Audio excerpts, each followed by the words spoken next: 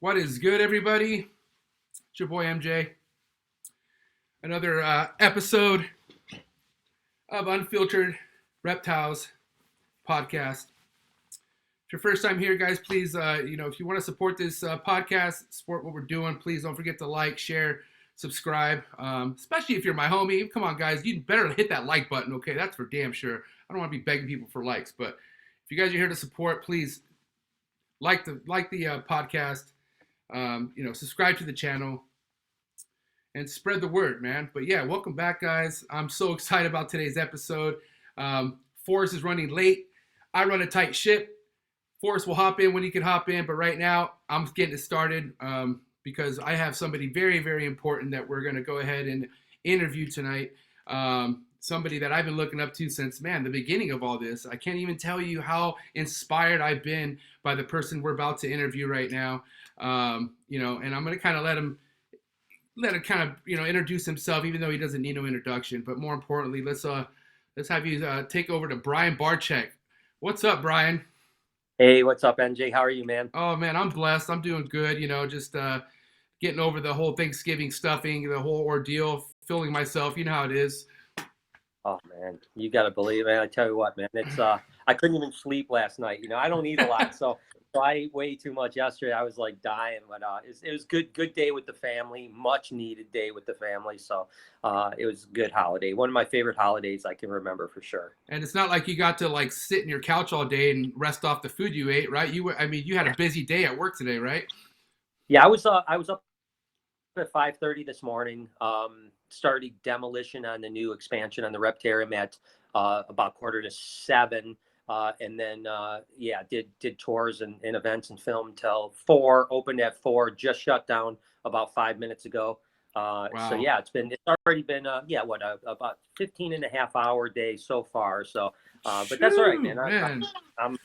I'm a man of energy, man. I never complain. I'm always ready to go. Well, I appreciate you taking the time being here tonight. I know Forrest does too once he hops on, because he couldn't kind of get over the excitement of you being a part of this, and you kind of giving us a little insight on, you're up and coming. You know what I mean? I can't explain to you how what you mean to me and a lot of others. Because plain and simple, regardless, the hate and the love, I've heard a lot more love than I had hate from the beginning, and a lot of people's stories are kind of similar and whatnot. But man, Brian, you're a huge inspiration on a lot of people out there, man. And hold on, I got somebody who can actually back me up on that. If you give me 1 second, looks like somebody wanted to chime in now. So give me 1 second. Let's make sure his audio is good. Let's make sure and look, of course he has somebody really cute next to him, Lars. So here's Forrest. You there? Look, still working on it. He's still working on it. Okay, we'll get back to Forrest here in a sec. Hold on 1 second. All right. No. All right. And thank you. I appreciate you having me on, and you guys know that I don't do very many podcasts these days. So it's, but obviously, we know each other, obviously, and me and Forrest are tremendous friends. So I love it. I love talking about life and the kind of direction it takes you and stuff like that. So it's something I like to do. I just don't pop on too many of them. So, but it's a pleasure to be here for sure. Yeah. So going back to what I was saying, the way you've crossed a lot of people's paths in this industry, it's just basically, man, you could Google ball pythons and your YouTube video pops up. That's basically how you came across into my life. And regardless what anyone says, man, you're like a goddamn Steve Irwin to me, bro. That's with the way Steve Irwin was with Reptiles as a kid, rushing home after elementary school just to watch him on TV, was the kind of energy and passion I had watching your YouTube channels. So a lot of my drive, comes from my earlier days, but the top off where I'm at is basically what you've been doing, man. Like the content you've been putting out for years and years and years. And then the consistency, you have not stopped, at all. Well, dude, like I said, thank you. It's very humbling to hear it. And I think that one of the things I've talked about, as a matter of fact, probably the thing I talk about as much as I talk about animals these days is, just the kind of grind, working hard, believing in yourself, not letting naysayers keep you down and just keep pushing. So that's something I'm really big on, kind of the inspirational side of it, if at all possible. But yeah, no, it's a wild ride that I don't think most people could probably have done for as long as I've done it. But Right. it's a way of life for me. Hi, Forrest. What's up, guys? How are you? Hey, what's up, man? Doing good. How are you guys? We're doing good. Just little starting the introduction and whatnot.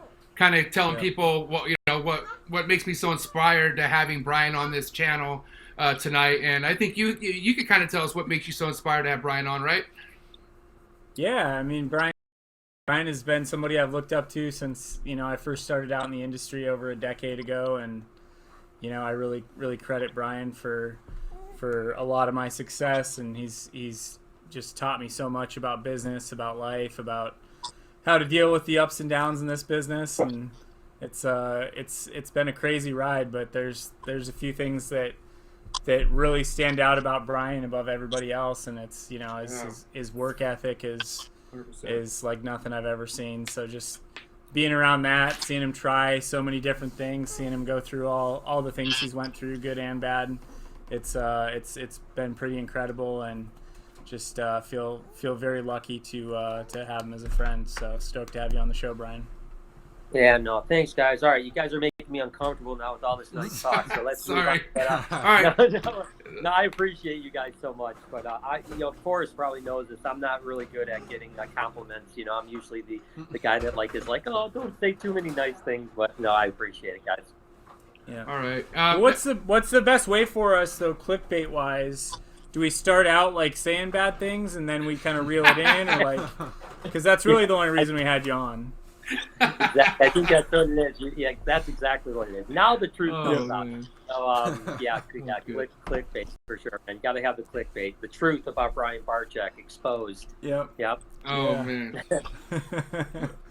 But no, that's that's one thing I learned from you right away is that a big part of being successful and a big part of networking and business and life and stuff is not being afraid to build other people up. And that's something I felt like, I know you did with me and you did with so many people. You were never afraid they were going to take away from your spotlight. You'd always, kind of, lift other people up, give other people props, show what they're doing. And so that's a cool thing. And that's cool that you've been able to help so many people get a launch in social media and stuff. Yeah, thanks. Yep. And I think that's the thing. I think a lot of people in social media as well as in the reptile business believe that the best way to grow is to tear others down.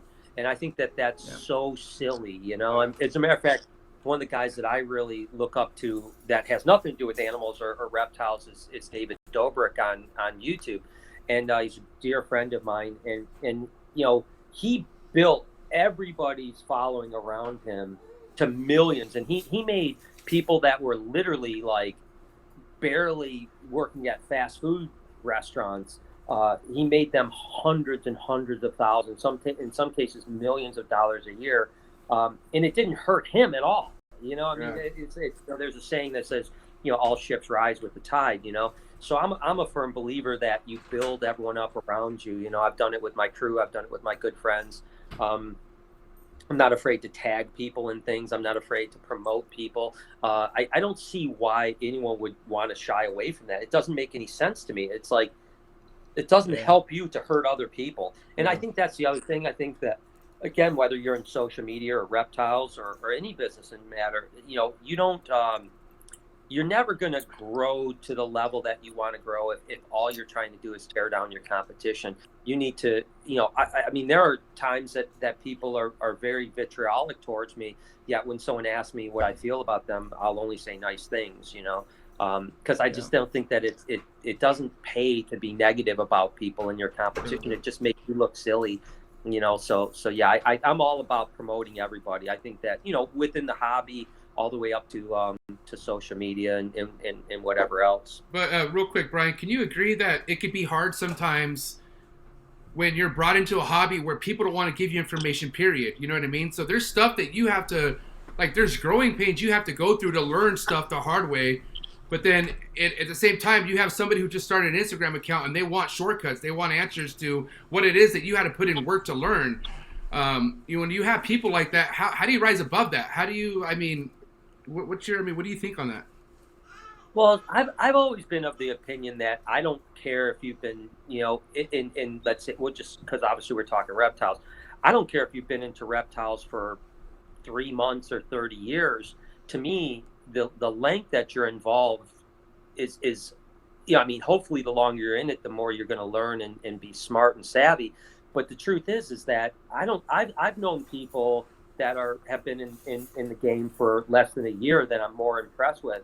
I mean, look at listen, I think that Miguel is like the perfect business model, right? Because this is a guy that didn't really, it wasn't involved in reptiles at all, I don't know, 4 years ago or something like that. Yeah. And really through, his steps, he's one of the biggest names in the game, and so if I was an aspiring, say, ball python guy right now, I would look at a guy like Miguel and try to emulate everything he did to get me to where I want to be. And the one thing that Miguel did, I don't want to sit here and just make it the Miguel love show, but I do love Miguel, is that he didn't go after people. He just like Forrest said, he's constantly tagging people. He's constantly promoting people. He's constantly telling people to go follow this person and that person. So my point is that I don't care if you're in the game for a short period of time. If you want, I will pour every bit of information I have into your head that you're willing to listen to me on. And I don't have a problem with people taking shortcuts, because in the end, it's not about succeeding through shortcuts. It's about longevity. And if someone learns a lot through shortcuts, I'm okay with it. But are they going to be there 5 years from now, 10 years from now, 15 years from now? Right. So the test of time is going to, the saying, the cream rises to the top is true. And if you really think about it, there aren't a tremendous amount of people in the reptile industry that have been around for 20, 30 years. And that's, most people, me and Forrest have been doing this a long time.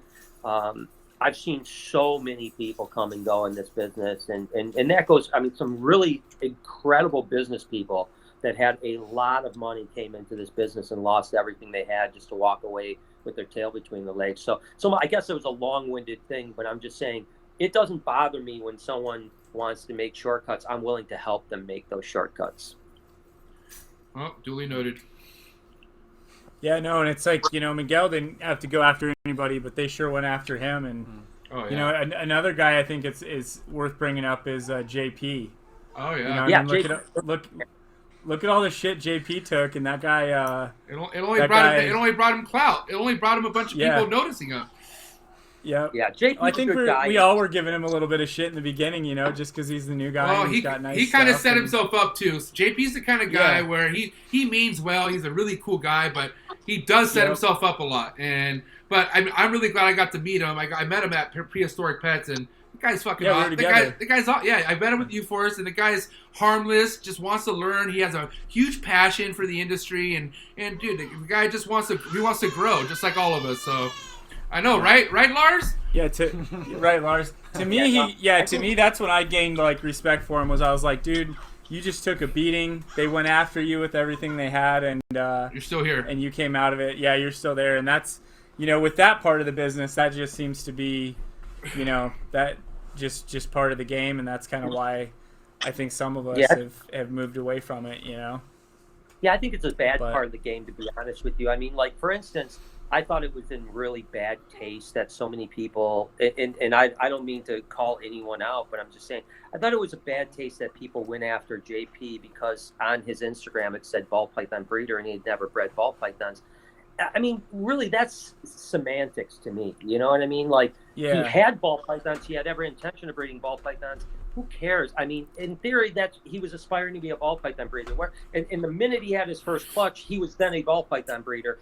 And the minute before he had the clutch, he had just as much knowledge as the minute after. So I just thought it was in poor taste that people attacked him for something so silly as an Instagram post. But, like I said, I think that's what we need to get rid of in the hobby, as far as I'm concerned, is the kind of going after people for silly things. If someone does something significant, I think that they gloves off or whatever you want to say. But I don't know why again, going back, whether it's social or reptiles or any, because I'm involved in other businesses too, you have a lot of facets of the population that really want to see people fail, and the thing that you got to remember is that your competition's failure doesn't mean your success. Has nothing to do with it.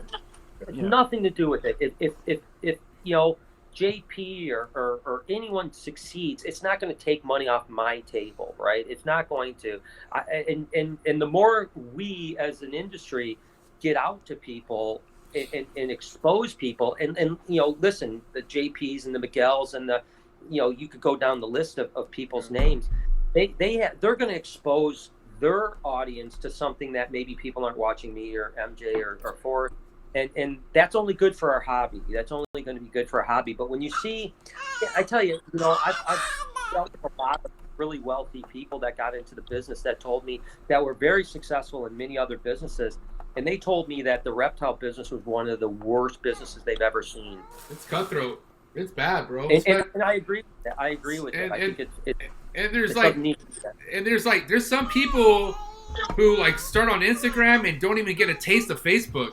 And Facebook is a whole other level of cyberbullying, just being attacked. And like, you know what I mean? I have tough skin, man. Don't get me wrong. Like I could dish it out, do all that, but there's been times where I've had these, I don't know who the hell they are, but they just come out of nowhere and just attack you. And then they'll look at your profile, make fun of your profile picture and all this other shit. And it's like, whoa, like what the hell? Like it's like they purposely look for like a weak individual to prey off of if they misspell something in a comment or say a word. I don't know. It's ridiculous. It's bad. Facebook is bad.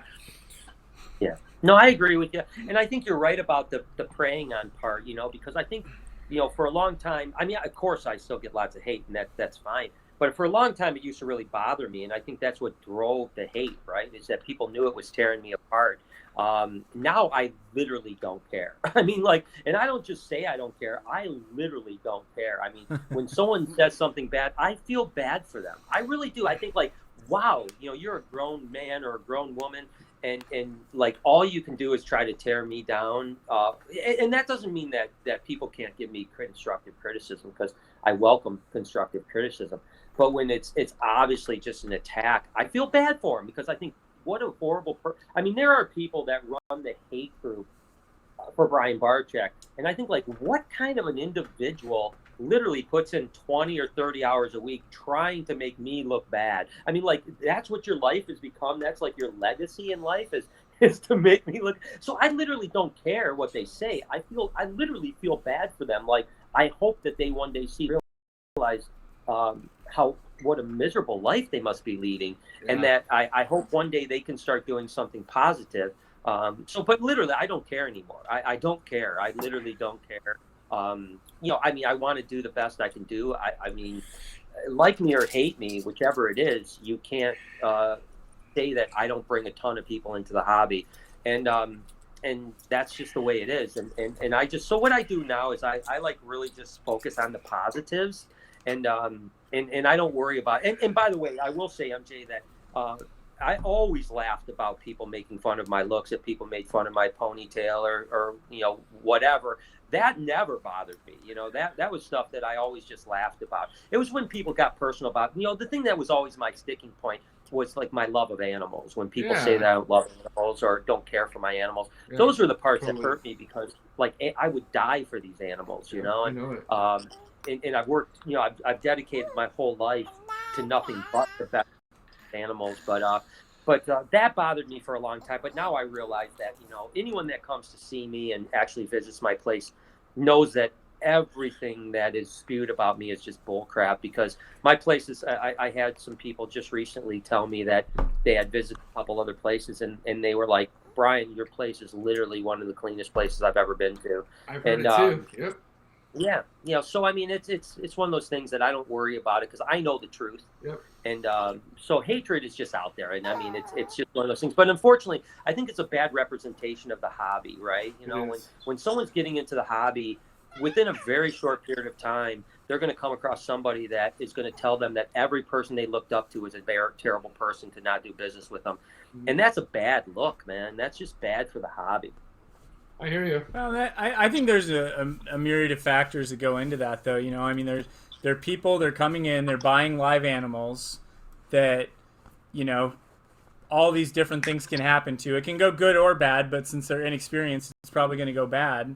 So they come in, they buy all this stuff, they end up having issues, and then, the blame game starts or this and that. I mean, there's it's such a complicated thing. I think that's why our industry has all this drama and all these issues, is because, we are dealing with living living beings, and we're trying to breed them and keep them and ship them and sell them, and so it's I don't know. I mean, I don't think it's all bad, but it's I don't think it's like our hobby's inherently bad. I just think it presents a lot of challenges that we're gonna have to figure out over time, instead of just talking shit about each other.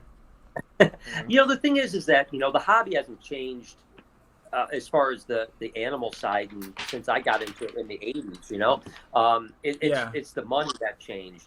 That's the only thing that's changed, is the money and the demand and that stuff. So there's so many amazing things. I mean, everything in my life has been because of reptiles, right? And animals, and so I think that the hobby itself is one of the most wonderful things in the world. I think that it's the business side that becomes really difficult, and I think that it's really, and the truth is let's put it where it is.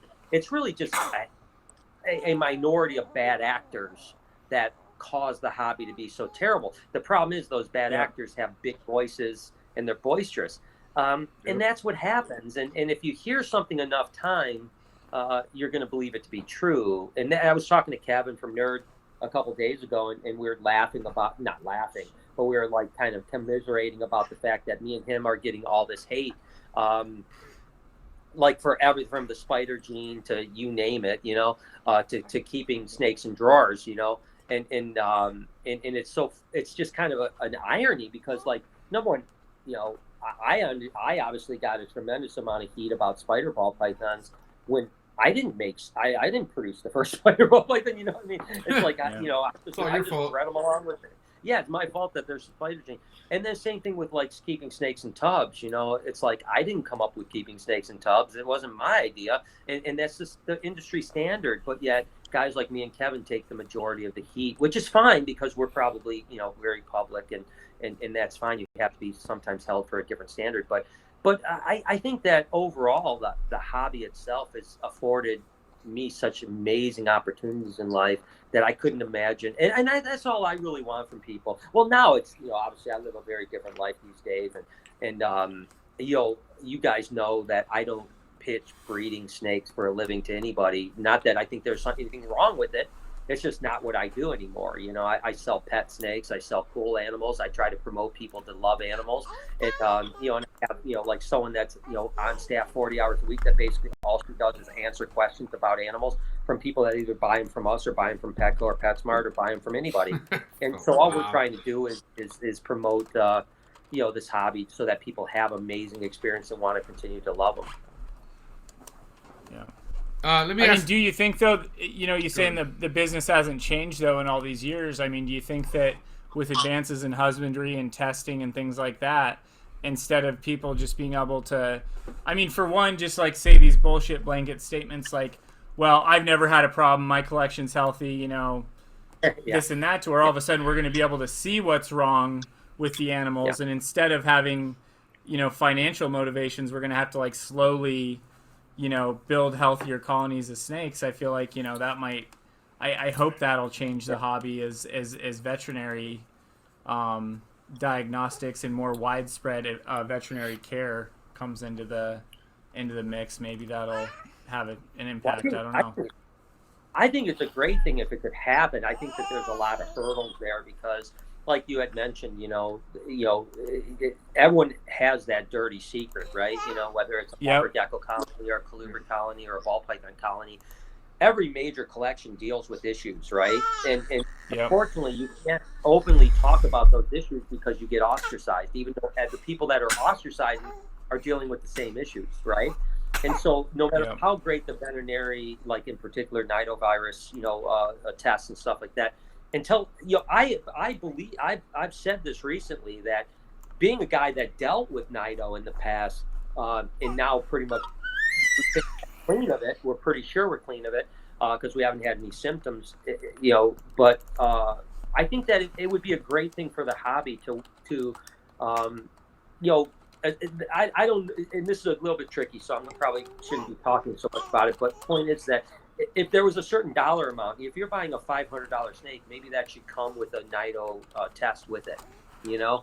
And, but I don't know why then wouldn't a $75 snake come with a NIDO, because it doesn't economically make sense. But I think the only way to get that out of the bulk, we can go back to, say, the Burmese pythons in the 90s, right? I mean, probably Right. 90% of Burmese pythons were wiped out in the 90s. Mm-hmm. And it was probably NIDO. I don't know. Back then, we didn't know what NIDO was, but mostly it was a respiratory infection that killed almost every Burmese python that anyone I know, and now it's gone because only the ones without it survived, and now you rarely hear respiratory issues with Burmese pythons.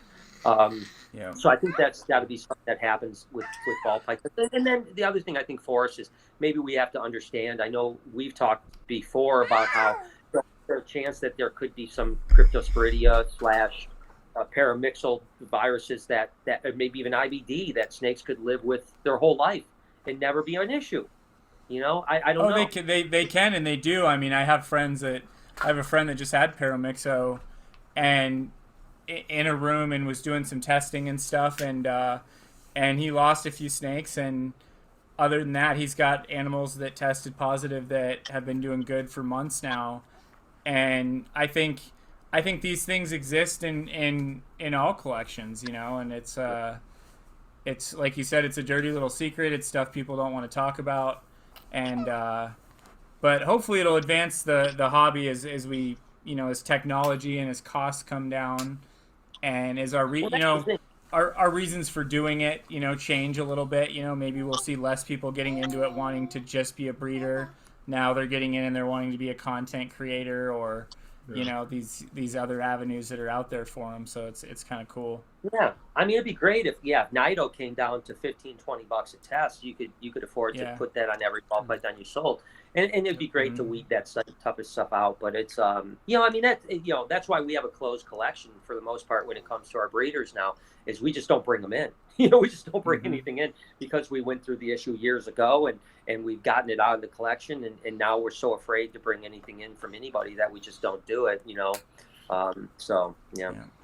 So if you were a new guy though, should you come in, and should you go and learn should your college education in reptiles be learning through experience of making mistakes with these animals, or should you spend your money trying to go and mentor and work and volunteer whatever under guys like you and get some hands-on experience before you go spend all that money? I think that's a mistake people make, is they don't really think it out. They just, they watch some YouTube videos, and then a month later they have a channel and $100,000 worth of snakes. And hey, what's wrong with that? Maybe they should.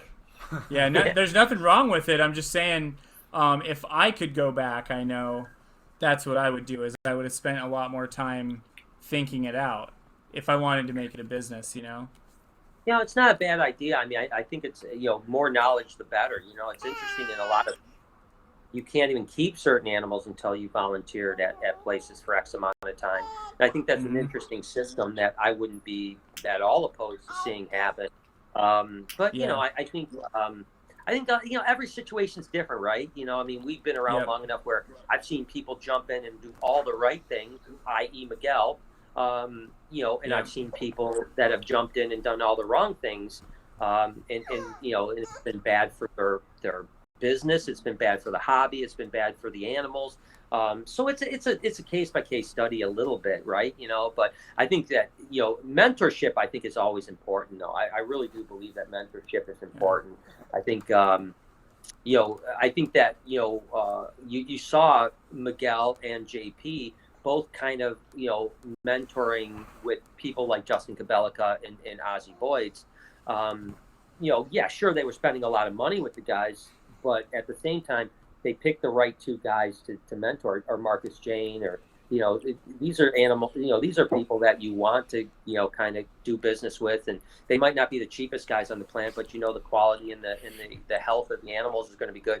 And if they're sharing information, I think it's a smart idea. But that's not to say there's not tons of other great smaller breeders out there, because there certainly is. But I think that mentorship is an important part. You know, I think my success outside the reptile world had to do with me listening to people that were successful in other walks of life. Well, I'll tell you right now, Brian, I mentored the living shit out of Miguel. When I first met Miguel, I fucking studied the guy like a book, dude. I mean, he was just one of those people. That's what you were talking about earlier. That's what I did. You know, I've been in sales for over 10 years, and I was very successful at whatever job I had doing sales, because I always mentored who was the number one. You know what I mean? Whoever I looked up to, and I just learned everything I could off of him, and became a sponge, and eventually was able to develop my own style, what it was that I was doing. And I don't know if I was one of Miguel's first biggest like people who, like, you know, latched on to him, but he took me in, and he set the wave, he set the pavement for me, bro. And you know, that mentoring thing is huge. That's really what's gonna help you, you know, kind of see what's the next step is, you know, for sure. Yeah, and I think that, you know, you know, the interesting thing, guys, when it comes to the business side of reptiles or outside of reptiles is, like you said, well, this is the other thing, is I've always wanted, you know, Mark Bell was my guy, right? Mark Bell was the guy that I looked up to my whole life, and still do, you know, in different ways. I really wanted to start back there too. I really wanted to hear this whole, you know, starting back at that age, how, you know, if you could tell that story a little bit. And well, early just scene. it was a wild scene. Hey, wait, real quick, Brian, who is Mark Bell? I mean, I have an idea, but who is Mark Bell?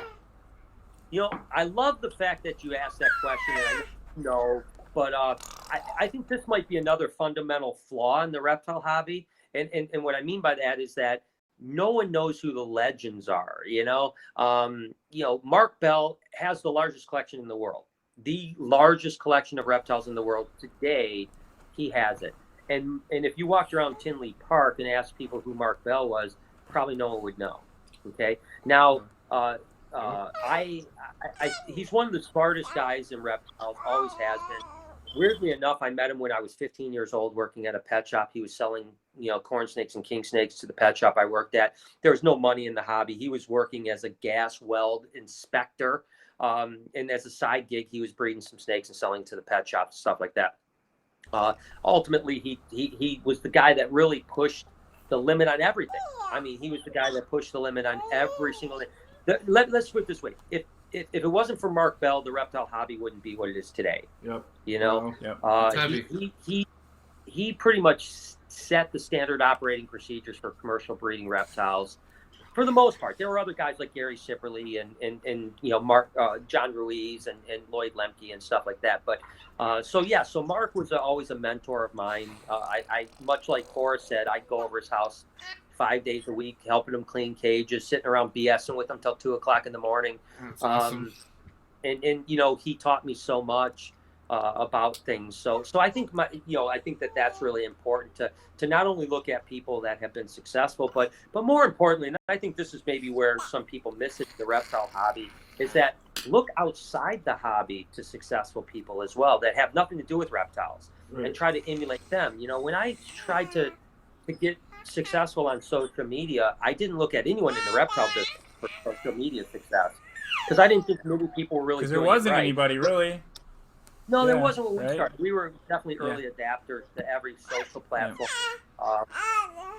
You know, but I would look outside the reptile hobby and say, wow, this guy is killing it in the skateboard world, or this guy is killing in the music world, or this guy's killing in the apparel world. And I would say, how can I take their philosophy on those industries and apply it to the reptile world? And that was really, you know, what so listen, what I think that my contribution to the reptile hobby, in my views, or at least what I was trying to achieve, I hope I achieved some of this, if not more, is that I wanted to take the reptile hobby. I didn't make snake racks. I didn't, you know, create the best way to breed snakes. I was the follower on all of that stuff, right? Gary Sipperly was the first person to have a snake rack. Mark Bell then adopted snake racks. I then adopted snake racks. But you were there and you've seen it. You know, you got to see it evolve, and I think that's such a cool part of the story. You can't skip over it too fast. It's just that that you were watching all this happen, man. It's so insane. Yeah, no, I mean it was really cool to see. Really burnt. I'm going to jump around a lot, so try to reel me in the best you can. Albino Burmese python changed the landscape of reptiles, right? You know, I mean, if it wasn't for the albino Burmese python, we wouldn't be talking right now, right? You know, it was the first real investment quality animal, and I was doing snakes for about 2 years, maybe almost 3 years before albino Burmese came on the scene. So, like back in the day, that no one was making money. I mean, you know, you might make a few extra bucks or something like that, but you weren't like, no one was thinking they were going to quit their day job to do it. And as a matter of fact, a lot of people may not know this, but Eugene Bissett was the first person to quit his job to become a snake breeder. Wow. And I remember. Worker, yeah. What year was that? That was probably, I would say that was probably like 87, 88, something in that range.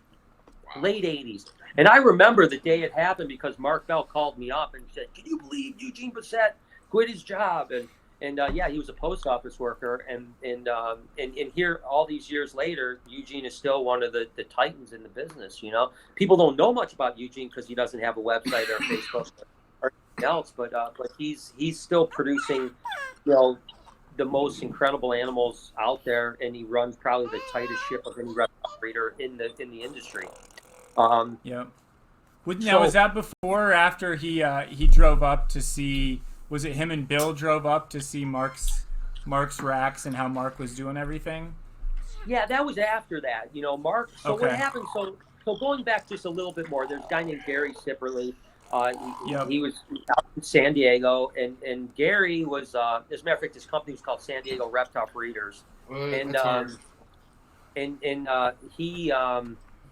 he was breeding colubrids, just colubrids, you know, lots and lots of colubrids, and he was the first one to go from. So the old style was, you know, a shoebox or a sweater box that had a lid, right, and then people started like sliding them into racks that, you know, so the lid wouldn't pop off with heat tape and stuff like that. And it was actually pipe heat tape. I mean, there was no flex wad, there was none of that type of stuff. It was literally pipe heat tape, to, you know, the tape that you use to make sure your pipes don't freeze in the winter. So Gary Sipperly was the first one that came up with a rack system that literally had no lid on it. You know, like, and Mark found out about it and basically copied it, right? And I remember the first racks that Mark ever got that were built by a guy named Jerry Whiteman, who was a cabinet maker. And I remember seeing them and being blown away, like, what? You mean I don't have to pull this rack out, put it on the table, take the lid off? What? And it was crazy to see Mark, you know, really take an idea that maybe Gary had just started, and then Mark took it. And that was what was the brilliance of Mark, right? He would take an idea and he would take it to a level that no one else could think of. And that's what Mark did, you know, and he did it with every single thing that he did. But yeah, and I remember Eugene and Bill, and there was a steady stream of people that would come to visit Mark to see what he was doing up there, and then take back his ideas and implement them. But Eugene back then was really, you know, green tree pythons, big snakes. You know, he was doing Burmese pythons and some venomous snakes and stuff like that. Now Eugene does a tremendous amount of ball pythons, a lot of colubrids, the stuff that he can wholesale off because he doesn't retail anything. But yeah, Eugene was the first guy. Mark, ironically enough, was a titan in the reptile business and still working his job. You know, he was making. I mean, he had like 5-6 full-time employees and still going to his work every day for 8-10 hours a day. That's you know, X-raying calf wells. And it wasn't until he actually moved from Michigan down to Florida that he quit his job full-time and went full-time reptiles. And by that point, he was definitely had to be making 7 digits. And he was still working a job that was probably $150,000 a year. Now, do you think that feeding off of Mark and having that be one of your main mentors that was older than you, do you think that had a big impact on your work ethic, realizing how hard you were going to have to work, or was it more people in your family, or what do you think gave you like just the work ethic, 7 day a week, no time off life that you've lived? I didn't really. I mean, Mark had a tremendous work ethic, but he was more of a visionary to me than he was a hard worker. I mean, he was a hard worker, but no, I tell you, I mean, it's pretty simple. I mean, it's I don't want to get into a psychoanalytic talk here, but it's quite simple. Yeah. I work hard because I'm proving my dad that died 12 years ago that I'm not going to be a failure, right? Like he said, I always was going to be. And that's the truth. That's what keeps me up at night. I recently was in a therapy session because I'm not afraid to say I go to therapy because I want to be healthy. And she asked me, she said, do you ever get physically tired? And my answer was, I don't know the answer to that, because even if I was physically tired, my mental ability is so intense, I would never know if I was physically tired, because I will never stop, ever. Wow. I mean, the one thing I've always said, listen, I think when it comes to this, success, you can have success for a number of different reasons, but the one through story for most successful people is that they will outwork their other people, right? And if you could do that, you're going to win. So you're saying your dad told you that you weren't going to make it? He would beat you down then? Oh yeah, I mean, ever since I was a kid, my dad always told me I was a loser and that I'd never amount to anything. And and that like I said, I wake up every morning to prove him wrong, even though he's been dead for 12 years. And that's going to be that's my one of my driving forces in life is to not. I'm not afraid I'm not afraid to fail, as long as I try again and eventually continue to prove to myself and to my dad that I'm not a failure and I won't be, and that's just the reality. I think you proved that longer than 12 years ago. So for sure, 100%. Yeah. Well, I don't know. I don't really. It's funny you say it, because I mean, maybe it is some pathology that I have, but I don't really look at myself as successful. I really don't. I think that if I ended now, I would be disappointed, very disappointed, quite frankly. I feel like there's so much more to achieve and there's so much more to do. And I feel in a lot of ways that I've only just begun, that's the way I feel. I mean, so go ahead. A lot of people, and I know when we talk about things like dealing with attacks on you and how to deal with all these issues of being in the business, that it's always all about positivity. And I've tried to follow that too, and not, if somebody talks shit about me, I try to just keep pitching positivity, and eventually it just goes away. But mentally, you're not necessarily waking up every day saying I'm the best there is and doing positive affirmations. You're pretty hard on yourself. You're never happy, and you're always striving for that goal, I guess. Yeah, no, I think this is right, deep. No, I think you're right though. I mean, I think that's the reality, is that I am a positive person overall. I try to take the positive out of life. I don't attack people. Forrest, I could bury a lot of people with information I know that attack me pretty hard, and I don't fight. I don't feel that taking the negative road. Gary V, who I love, Gary Vaynerchuk, always says, positivity always wins the long game, and I'm a long game guy. I'm not a short game guy. I'm not about winning today. I'm about winning for the next 25 years. Wow. And awesome. So that's just the reality. And I know, and we've seen so many people over the years that are significant in the business, whether it be social media or whether it be YouTube or whatever the case may be, or Reptiles. And they go away. They eventually, you outlast them because you're better. But that doesn't mean, like you said, Forrest, it doesn't mean that I wake up and think I'm a great person, because the truth is I know what kind of a person I am. I know how I treat people. But do I think that I'm like better than anybody? Do I think that I'm oftentimes worthy of even the following I have? And the answer is usually no. I don't think I'm worthy of any of it. And it continually humbles me, and sometimes I am surprised that millions of people follow us, and I feel very blessed and honored that it happens, but it doesn't mean that I feel like I'm deserving of it at all. Other than the fact that I work harder than everybody, other than that, I don't know, but it just motivates me to be better. It motivates me to work harder, to be better, to do things that other people wouldn't dream of doing, and that's what gets me out of bed every day.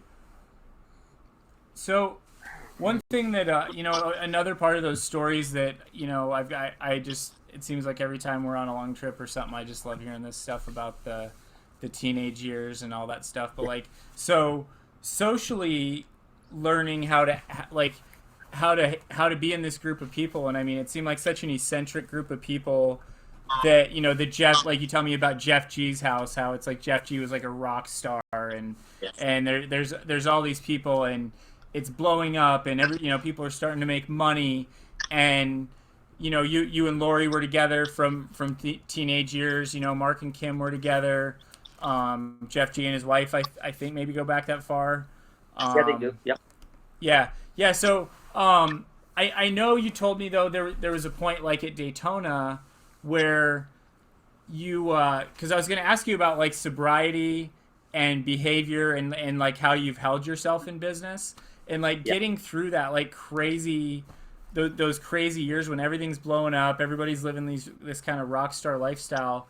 When did you realize like, okay, I got to be very careful how I act, and how did you kind of develop those core values, I guess?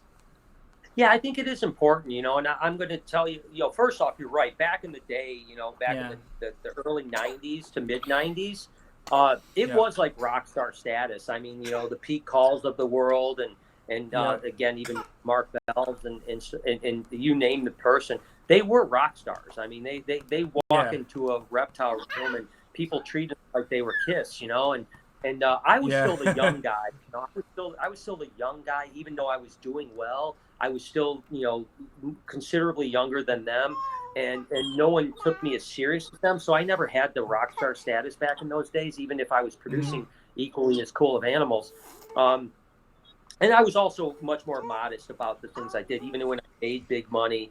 I didn't flaunt it. I didn't do things that some of these guys did.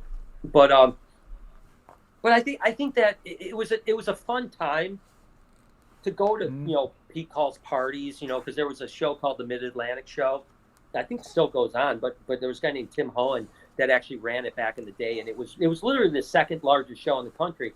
The National Breeders' Expo that at that time was in Orlando was the number one show, which ironically enough, Wayne Hill that puts on the National Breeders' Expo literally went to Don Hamper's Millersport, Ohio, which was the only reptile show in the country, and went there to scout how to make a reptile show, and then ultimately opened up the Orlando show that turned out to now be Daytona, and been running ever since. But it all started actually, well, ironically enough, I'm going to really take you back. The first reptile show ever started in a guy's basement named Rick Harvey.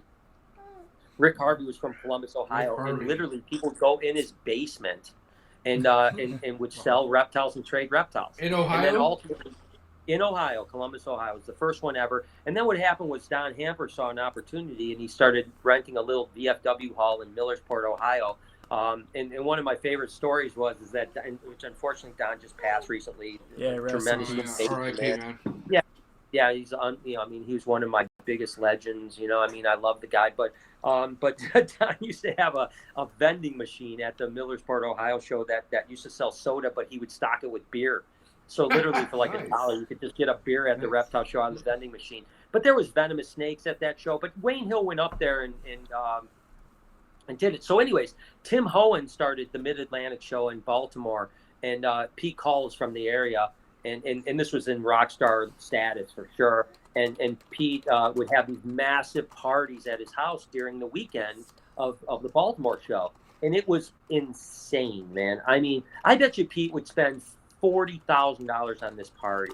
And everybody that was a who's who would be there. It was just insane, the stuff that was going on. But those guys were rock star status, and obviously that's in itself. But fast forward a little bit longer, and I'll bring up a guy that I know you like, for us, Mark Bailey.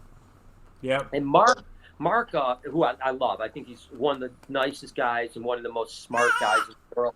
when it comes to carving his niche and living within his niche to make a good living. So Mark, I used to, hang out with Mark because I always liked him. And every show I would go to, Mark would just be getting hammered, man. You know what I mean? Like, just like hammered. And at the end of the day, he's just like barely walking and stuff. And I remember one time talking to Mark about this, and he said something like, yeah, I was actually up in Minnesota at the time, where he's from. And he was just not drinking or anything. And I brought some. I go, oh man, I thought you would be drunk or something. He goes, actually, I only drink when I'm at the Reptile shows. And I said, and this goes back to I'm trying to round this back to what you're saying about presenting yourself and handling yourself as a professional. I told Mark, I said, well, you realize I only see you 3 times a year, and every time I see you, you're hammered. Yeah. So I'm just assuming you're always hammered. Yeah. So my point is that when you're at a reptile show, you should probably think that if someone only sees you 3 times a year, they're probably thinking that 3 times a year is what you're like the other 362 days a year, right? Yeah. Yeah, and so that was why even back in the day I never drank. Well, I don't really drink or do drugs. I never really have. But even then I didn't even socially drink because I wanted to always present myself in the best positive light. Yeah. Yeah, I remember you told me a Daytona story too, something about the pool or something. And hey guys, I lost you for a second. I said I remember there was a Daytona story too, something in the pool and out of control people, and you're just like, do you know the story I'm talking about, or is that one we can't talk about? Oh wait, I think we lost his audio. All right, let's see if he comes back. Let me see. Hold on one second. All right.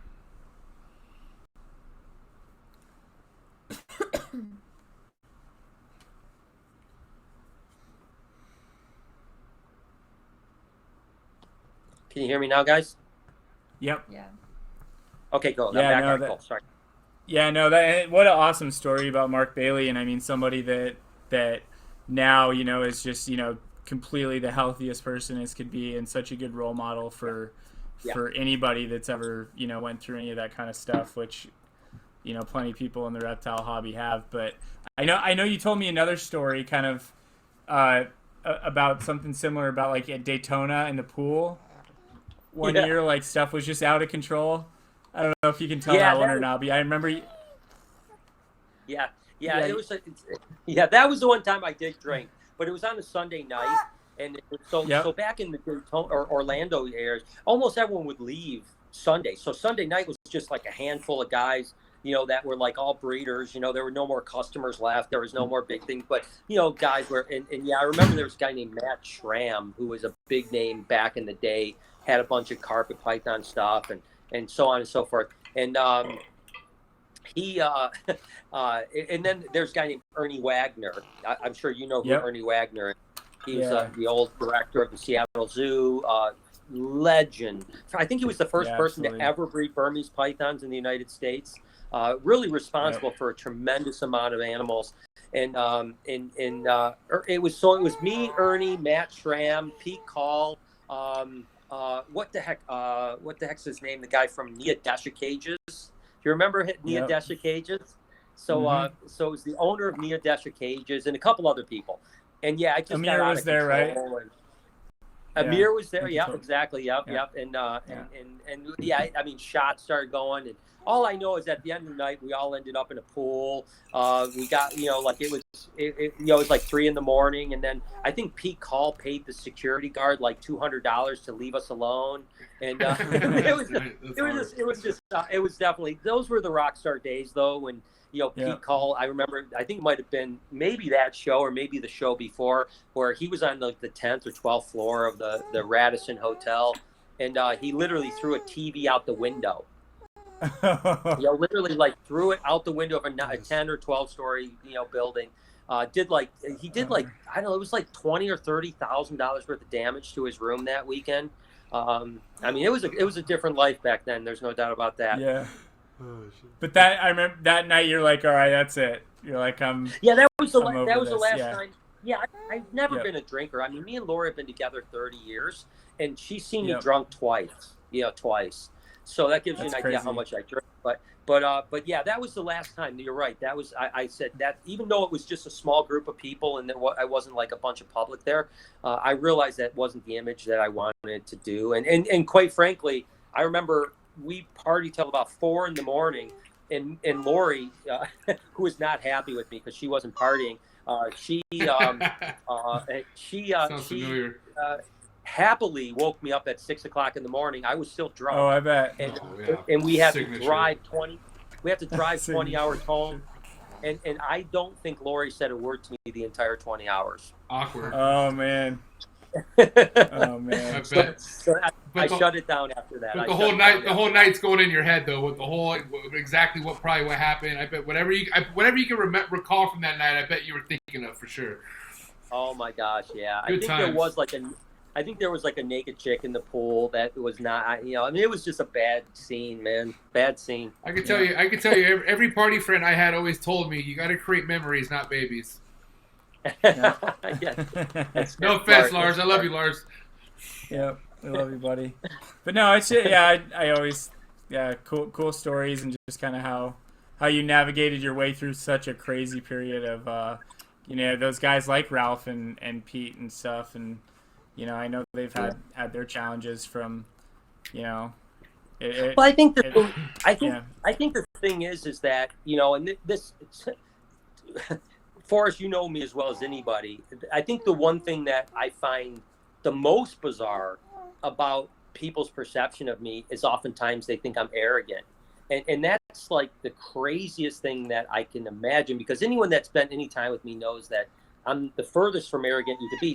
But my point is that I think that's what got me through it, is that I think egos really had a lot to play with what happened in the early days of Reptiles. Because people became rock stars, I mean, it's not like today where, I mean, I guess now today, like the YouTube stars of the reptile world are the new rock stars, but I mean, obviously Emily from Steak Discovery or whatever, when they're walking around the show, they're getting stopped. But back then, the breeders were the ones that became the rock stars, and they were making great money, and I guess the egos got to most people, and it just didn't get to me. Like, I was never arrogant about it at all. I just kept my, I often told people that prior to my YouTube career, you got to figure I was already breeding reptiles for 20 plus years as a profession, and we probably had the third largest collection in the world at the time. And if you would have asked the general person at a reptile show who the top 10 or 15 breeders were, I might not even have picked up, because I was quietly doing my thing, just, wholesaling most of my animals off, breeding stuff. Nobody really wanted to know my name. You know what I mean? It wasn't like I was ever a star for attention. So I think that's how I navigated those times, was the arrogance never got to me. I never made I never did then, and I never do now, make decisions based on arrogance. I make decisions that I hope are based in fact and reality. And real quick, I just want to say real quick, Brian gave me the time of day prior to even Forrest setting this up. So I mean, I will never forget the time that you've shared with me, the time that you've given me out of your day. And it's just very inspiring, man. It's something I never expected. Not only because not that I've heard of any rumors of you being arrogant, that I don't recall. Just because how big of a impact you were from me starting into this. I mean, I knew becoming friends with Miguel was one thing, but A, having you following me back, but then B, like answering my DMs, like that shit's like, that's the kind of shit where like people get a taste of that, and who knows where they could go after that? You know what I mean? Well, again, thank you. And I think it's because, I mean, there are times I can't get back to people because I'm too busy or something like that. But the thing is that, like, there's never a time I feel superior to anybody, right? Like, I never feel superior to any reptile person, or for that matter, even any YouTube person. I always, the weird thing is it's kind of weird. I'm 50 years old, by the way. I just turned 50. And it's a lot of times, like, if like someone comes into my happy birthday, shop, by the way. Yeah, I think there was a little bit ago. It was a month, yeah. But I think that a lot of times if someone comes in that's like 30 years old, it's like, I don't know what it is about me. Like, sometimes I feel like like they're the smarter person than I am or something like that. And I guess maybe that's why I'm not arrogant, because I don't think highly of myself. I guess maybe that's a problem. And I don't think highly of myself. But Crazy. that's yeah, nuts. I don't know. I think it's a good thing though. I'm not that I don't think highly of myself is a good thing, but I think it's a good thing that I'm not like arrogant about it, you know, like even the YouTube site. I mean, obviously my life is more about social media than it is about anything now. Right. And you know, I mean, I understand like the intelligence side of me understands my following, you know, that I have millions of followers. But like I never quantify that into anything. Like I don't ever look at that as like, oh, I have millions of followers. It's kind of like it's just a number. I don't think of them as people until I really sit back and think about it, and then it kind of blows you away, you know? Yeah. Yep. For sure. Yeah, it blows me away when like I'm, you know, like some of my favorite musicians or something, I'm looking at their YouTube and you know they've got, you know, a quarter of what you do or something, and they're so well known, you know. It's just it is pretty crazy. It is crazy when you see like someone that you consider like super famous and like they have a lot less following than you, and you're like, what the heck is that? You got more followers than Pauly Shore. Yeah, it's weird, you know, but it's a weird life. But that's a, you know, again, well, you know, I've said this before, and I really truly mean it. I think that success in whatever you do, whether it's reptiles or other business or social, I think it breeds two things. It either breeds arrogance or it breeds humility, you know? Yeah. And I think that the most dangerous thing in life from a business standpoint is arrogance, right? You should never make any business decisions or even personal business based on arrogance.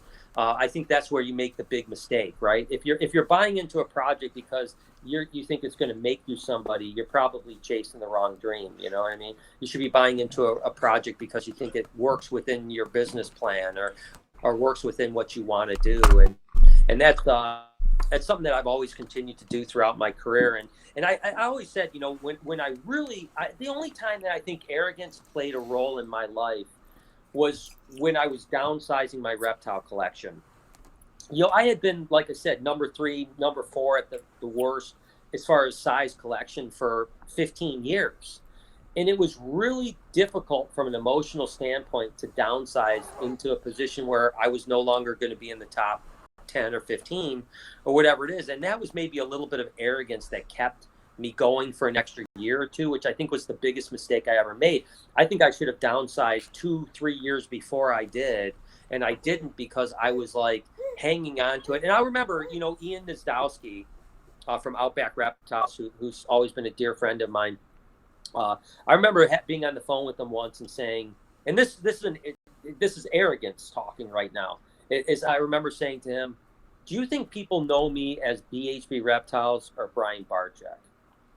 And the reason I was saying that was because I was struggling with my identity. And I was thinking that my success and identity was married to BHB Reptiles. And it was hard for me to give that identity up. And even though I knew I was in a failing position with my collection at the point, I wasn't making enough money. I was losing money. I was quite frankly going out of business. And so ultimately I made the decision to downsize.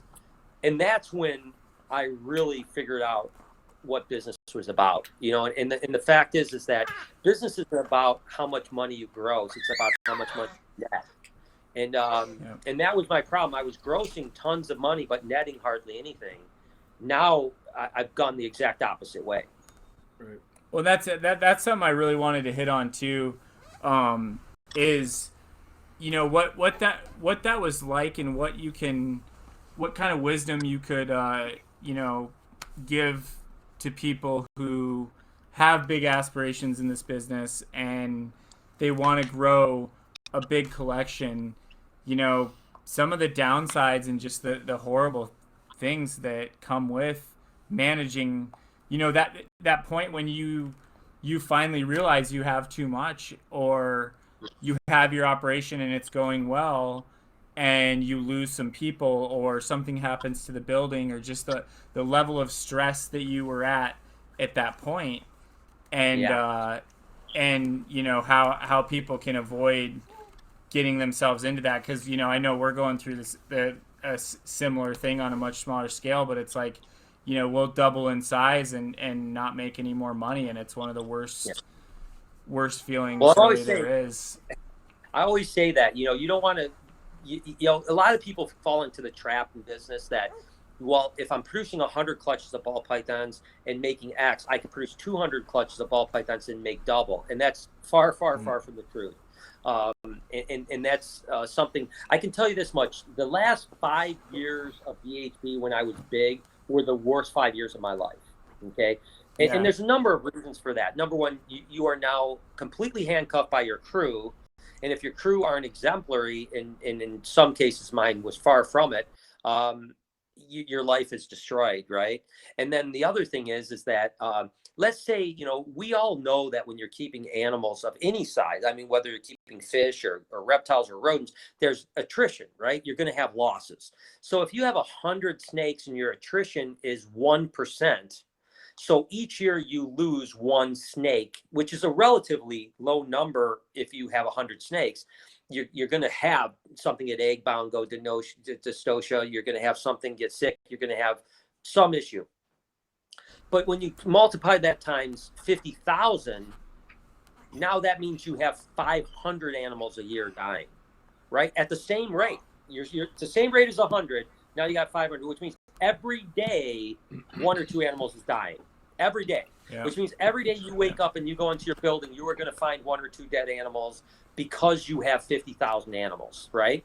And quite frankly, typically as you grow, your attrition rate is going to go higher because they're not going to be cared for as much. So that was the thing that really pushed me more than anything, was I no longer could live that life. The other thing is that I didn't want to live the life where I'd walk into a room and literally not remember I had a group of snakes.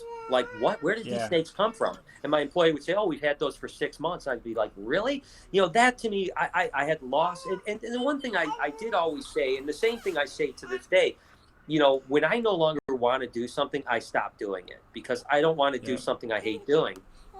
And I had gotten to the point with BHB where I no longer liked it. I didn't like doing it.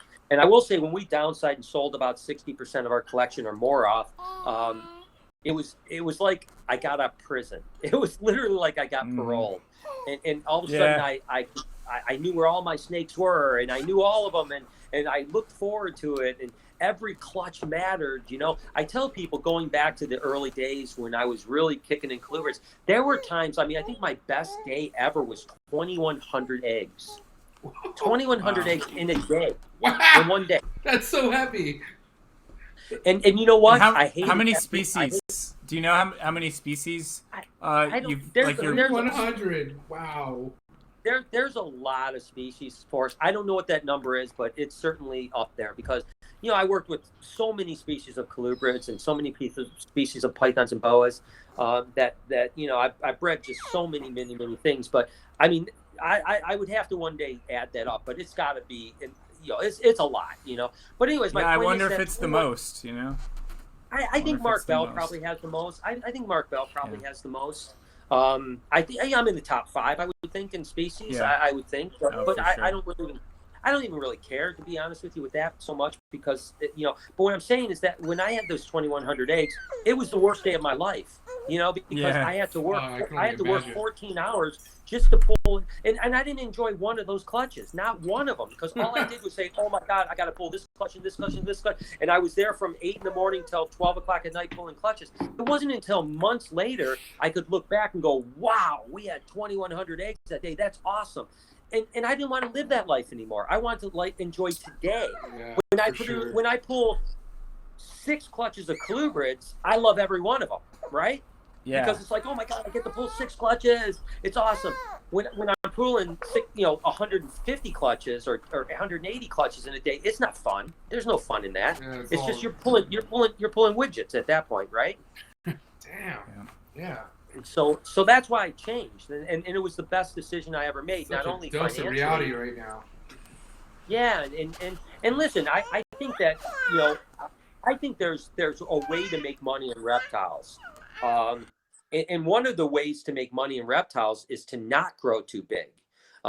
is to stay within a ring. Like, again, I talk about Miguel. I think Miguel has a great business model. I think Justin Kabelica. I think Ozzy Boyce, Marcus Jane, Billy from Mutation Creation.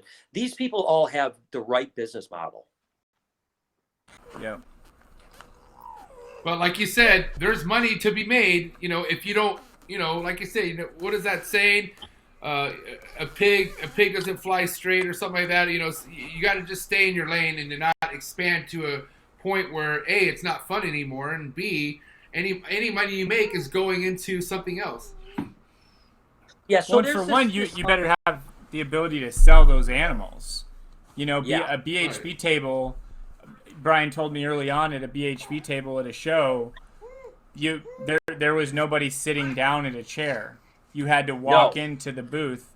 No, I mean you were working hard to sell those snakes, and you're either hustling as hard as you can, whether you have natural sales ability or you have natural sales ability, and somebody like Justin Kabelka, where everything just everything looks like a Ferrari dealership. The guy just comes off really, really well. But either way, you better be able to sell, because breeding the snakes, buying the snakes, all that's all fun and games. But if you can't sell them, if you don't, you got to know how to sell. If you don't have people skills, you're fucked. You got to know how to. Go ahead, Brian. Yeah, a lot of animal people don't have people skills, and that's just the reality of it. I agree, that's a huge part of it. 100%. But I think that, again, it's those things that, like I was saying, 100 clutches. When you produce 200, you don't double your income. Typically, what happens when you double the amount of females, you don't produce as much percentage-wise. So if you're producing 100 clutches, you double your females, you're going to not double your clutches. You're going to probably 50% your clutches, but you've doubled your overhead. Now you have twice the amount of babies to sell. It all goes into it, and it's very difficult. And I think that my advice has always been, like you said, stay in your lane, know where it is. If you have 1 employee, 2 employees, 3 employees, whatever, that's fine. Once you get beyond that, I mean, here I am, I have like 15 employees, but not with reptiles, with other things too. But I'm very, I know my lane, and I know where I need to stay. Let me ask you this, Brian. At what point do you feel like you should hire an employee? Well, I think that, so Bill Brandt, which I don't know if you, I know Forrest knows who Bill Brandt is. MJ, I don't know if you know who Bill Brandt is. I but do not. Bill Brandt ran the gourmet rodents that recently was sold to Mike Lehman, 3-4 years ago, and they supply all of Petco. Okay, they were doing about $8 to $9 million a year in Petco sales, and Bill Brandt was the one that built that company. And Bill Brandt once told me, and this is a tricky one, I'm going to say 2 sides of this. Bill Brandt said, he came to visit me once, and he said, Brian, he goes, the major issue, and Bill's probably the best business mind, I think, in the business, from a business standpoint. Yeah. He once told, he came to visit me, and he said, Brian, the fundamental problem, I think, with you is that you do far too much minimum wage work yourself. And he said, you're too valuable to do minimum wage work. So my point is that when you're doing too much minimum wage work, then it's probably time to hire somebody. If you can pay someone minimum wage and you can then do other things that are more valuable, then I say go for it.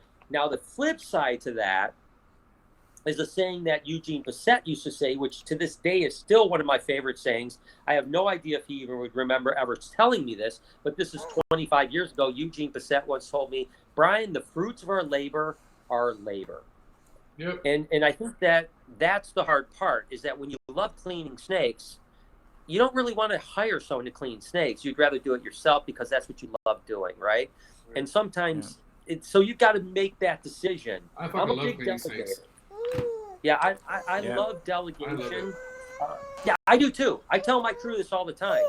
That's my interaction with the animal. That's my understanding it and all that other stuff. I mean, I'm not at mass production yet. I'm at like 140 something, but it's still like every time I clean a snake's tub or snake's enclosure, that's how I understand and know all goddamn 140 something snakes that I have is that moment. You know what I mean? There's nothing that's going to get you closer in tune with your animals than working your animals, right? If someone else is working your animals that you can't trust or you don't know, or maybe they don't have the knowledge you have, and I'm just getting a phone cord, by the way, you're going to lose touch. And listen, I don't clean snakes nearly as much as I'd like to because I'm just too busy with many, many things. But I spend every day after everyone is gone from the shop. I'm here for an hour, 2, sometimes 3, looking at animals, assessing what they look like, assessing their health, so that I know what's going on moving forward. So observing your animals, whether it's observing when you're cleaning or observing when just at the end of the day and you're just sliding open tubs, is one of the most important things you could ever do. Hey Brian, I have a quick technical question for you. If how many CB70s or how many what is it, the Freedom Breeder 10 series, the baby ball python tub, how many of those can one person adequately clean a day? It's not Lori, because Lori's superhuman. But For real. That is no joke, by the way. Shout to Lori. Lori can do double. Yeah, sure. Yeah, Lori can work faster and do more than any superhuman. So essentially, it really does depend on the person, right? And it also depends on how dirty a particular cage is too. I mean, sometimes you just get a snake that paints the walls, and it takes a little bit more time. That being said, we typically will say between 5 and 8 minutes per tub is a typical clean. And I think that's lenient, right? I think you can do it in 3 minutes. It just depends how wet it is.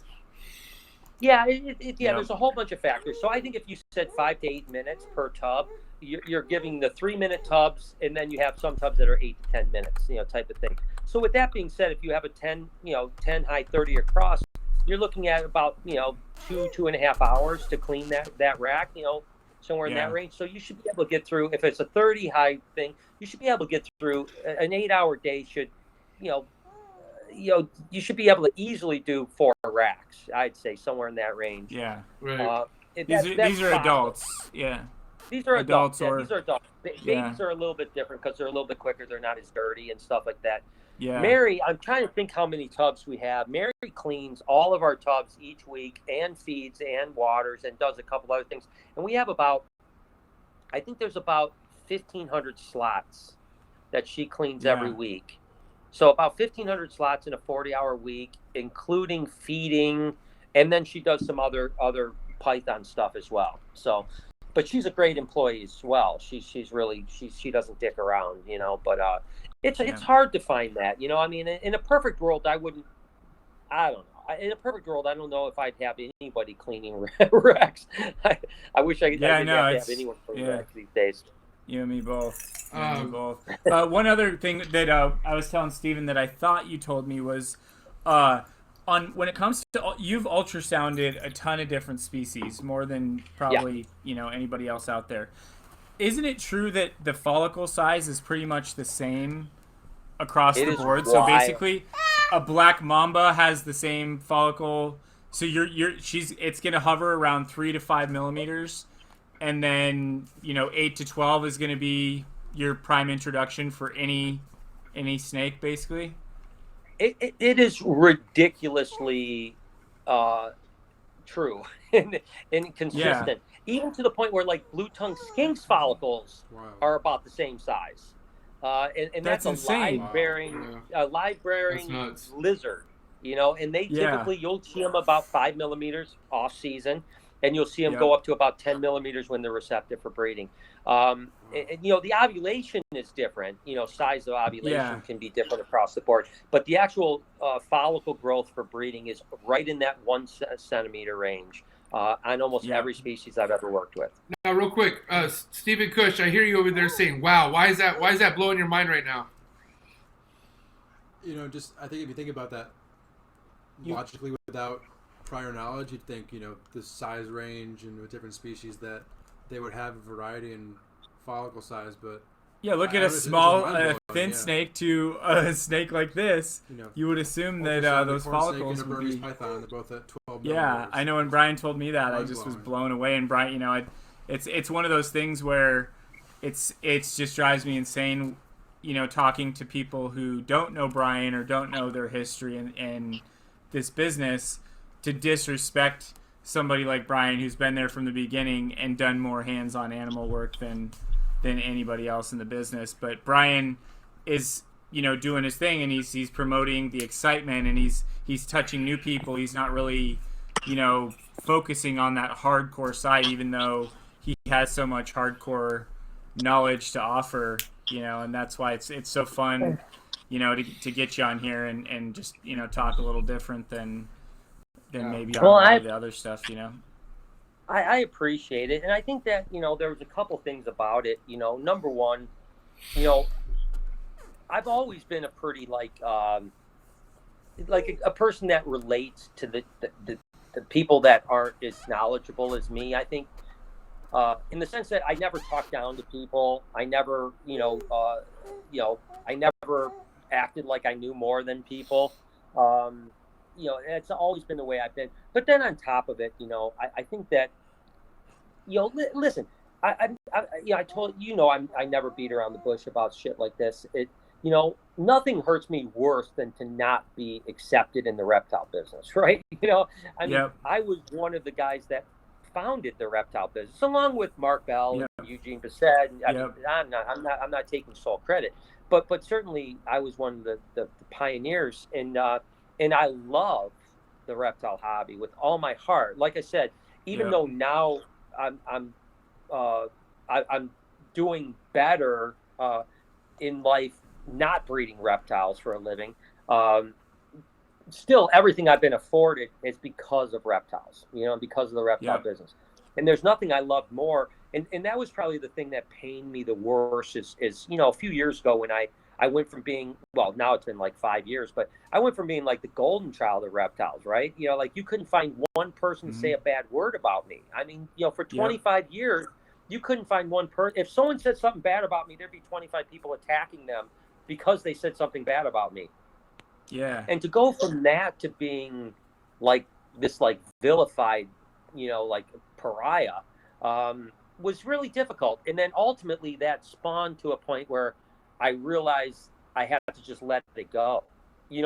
There was always this like fantasy to me that like one day it would come back. You know what I mean? Like if I just keep on trying to prove to these people I'm not a bad guy and that I love my animals and that I'm blah, blah, that they'll eventually welcome me back into the hobby.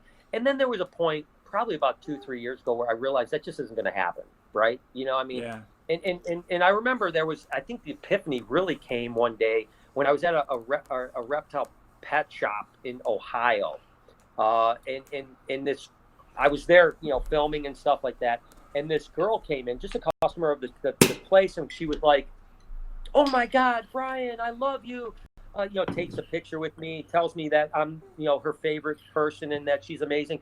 And then left. And 20 minutes later, when I looked on Instagram, she posted a picture that she took of me and her. And she said, "Oh, I got to meet Brian. I realized he's a pretty terrible person. And he doesn't know how to take care of his animals." And I realized at that point that I wasn't going to get it back. You know what I mean? Yeah. And so I had to just kind of move on. And really my audience, on social in general, they don't understand the in-depth reptile part. You know what I mean? They enjoy, like when I come visit you, Forrest, and you spew all your knowledge, they enjoy that because they're getting little doses of it. If I did that every day on my blog, it wouldn't reach millions of people. So like I had to just change my whole mentality and listen, I mean, for the rest of my life, I'll always be sad that I'm not the golden child that I used to be in the reptile world. But I've also, I've made peace with that. I've made peace with it, and it's okay. And the people that know me, obviously you guys and Miguel and all these other guys that know me and been to my place, seen my animals, seen my care, they know that what it is. And the other people have their opinion. That's what Kevin said the other day. He was like, yeah, he goes, obviously Kevin from Nerd always defends me. He's always, because he knows me so well. And he says all the time, like, he'll defend me, and then someone will be like, "I can't believe you're friends with Brian. He's such a bad guy." And Kevin is like, I don't even think people know why they hate you. They just do, And I'm like, yeah, it's the way it goes, And it's a weird thing because, Forrest, me, obviously, Steven and Desiree know me. Like, you may not agree with what I do, but like if you spent 10 minutes with me, I can't believe you would hate me. Like I think I'm like one of the least hateable people. You know, again, that doesn't mean you have to agree with everything I do, but to hate me is so strong. You know, Wow. and there are literally people that frickin' hate me, man. You know, I mean, not just a few, but a lot of people. And it's really weird because my whole life I've never been hated by anybody, and so it was a hard thing to deal with. But I've come to grips with it now. It's like the people who seem to hate you, even the ones who hate you the most, know this much of you. They don't know hardly anything about you truly. Like they don't know actually, like, you know, what kind of fucking food you like. Like they don't really know true facts of who you are, what kind of human being you are. You know, like you said, there's fucking people who think that you're arrogant, which, you know, not once have you ever come off arrogant, not one single time. So, I mean, like from what I understand and from what I'm looking at is the people who hate you the most are the people who know the littlest about you. Like they don't know shit about you, Brian. Yeah, I think that's true, but that's, you know, but again, I think that, you know, like I said, I truly mean that I've gotten over it and I just don't care, you know. You know, it can't bother you, and that comes back from like this maturation, in particular, you know, being a social media guy. You know, you mature into that role, and you realize that, you know, when you get a big following, especially millions of people, you're going to be hated. I mean, why do people hate the Kardashians? You know, I mean, are the Kardashians bad people, or they hate them just because people don't feel they deserve what they've got? Hold on, real quick. I'm gonna say right now, I don't hate the Kardashians, but fuck, I can't stand them. I honestly, and I'm gonna tell you right now, the only reason why, I mean, okay, I would say, oh man, it's hard. I mean, I just don't want to use the word hate right now, but I can't fucking stand that family. I can't stand the kind of, you know, the kind of role model shit they give to younger women, or not even younger women, to the girls. Like, man, I don't even want to get into it, but I have family that literally look up to that whole family. They chase to be the Kardashians, and that's like the wrong kind of family to chase to be. Yeah, they got that kind of life, but you should not chase to have that kind of life. You know what I mean? Like a lot of people hate them. Who is your favorite Kardashian, though? Both you guys. Who's your favorite Kardashian? Courtney. Well, I honestly don't even. I am Courtney too. That's it. Courtney's bad as fuck. Kendall. Yep, she is. Fuck Kendall. Sorry, I'm just kidding. I'm just kidding. I hate to admit this. I don't even know who Courtney is. I've never heard her. Oh, come on, Brian. Come on. Jeez. Liar. Come on. I only know two of those. There's Kim, and then I know Chloe, who's not even a Kardashian, right? But Yeah, I don't she even is. know. Yeah, who she is. No, she's not. She's She's not not even good. Yeah, she's got the big one. But then there's Scott Oh, Disick. You know man. Scott, right? Like, do you know who Scott Scott who? Disick is? No. Oh no my clue. God, Brian. Courtney's husband. This is Baby insane. daddy. Good for him. I'm glad he doesn't know. He's too busy. I think he's lying. I don't think he is. I bet not even Noah knows. I bet Noah's too involved to other positive stuff to be worrying who the Kardashians are. Good for them. Good for the Barczyks. I don't think he knows either. I don't. Good think for he knows them. Either, but well, you know, I don't watch TV at all, so like I don't know much about it. But yeah. I don't My either, but point they're the is- Kardashians, Brian. I listen. I respect the fact. I don't know enough about them, but I respect the hustle, man. I respect It's a the hustle fact for that sure. True that. they made a name for doing nothing, you know, and I respect that, man. I tell you what, you know, they're freaking. It's pretty insane what the empire they've created is pretty impressive for having no talent at all. Yeah. For having no For talent sure. at all. I guess you're right. Oh, But my man. point was is that Yeah. people oftentimes hate who they think they perceive to be successful. They hate sometimes out of jealousy, sometimes out of envy, sometimes just because, as in particular Americans, we want to see people fail, right? I think, like, not to get political, because I know that Forrest is a Trump lover, but you know, people. Oh, want to come see on! Trump. Don't out me. No, but listen, people. Listen, Yo. Not just hey, you're not dealing with just Forrest now, okay? Now Trump Yeah, dude, Trump Well, listen, Trump I'm not- 2020. listen. Okay, So I'm just saying Okay. that people want Oh, man. to see Trump.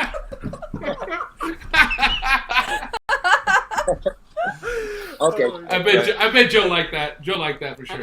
MJ, fix this in post. Yeah, just in post. Yeah. Edit.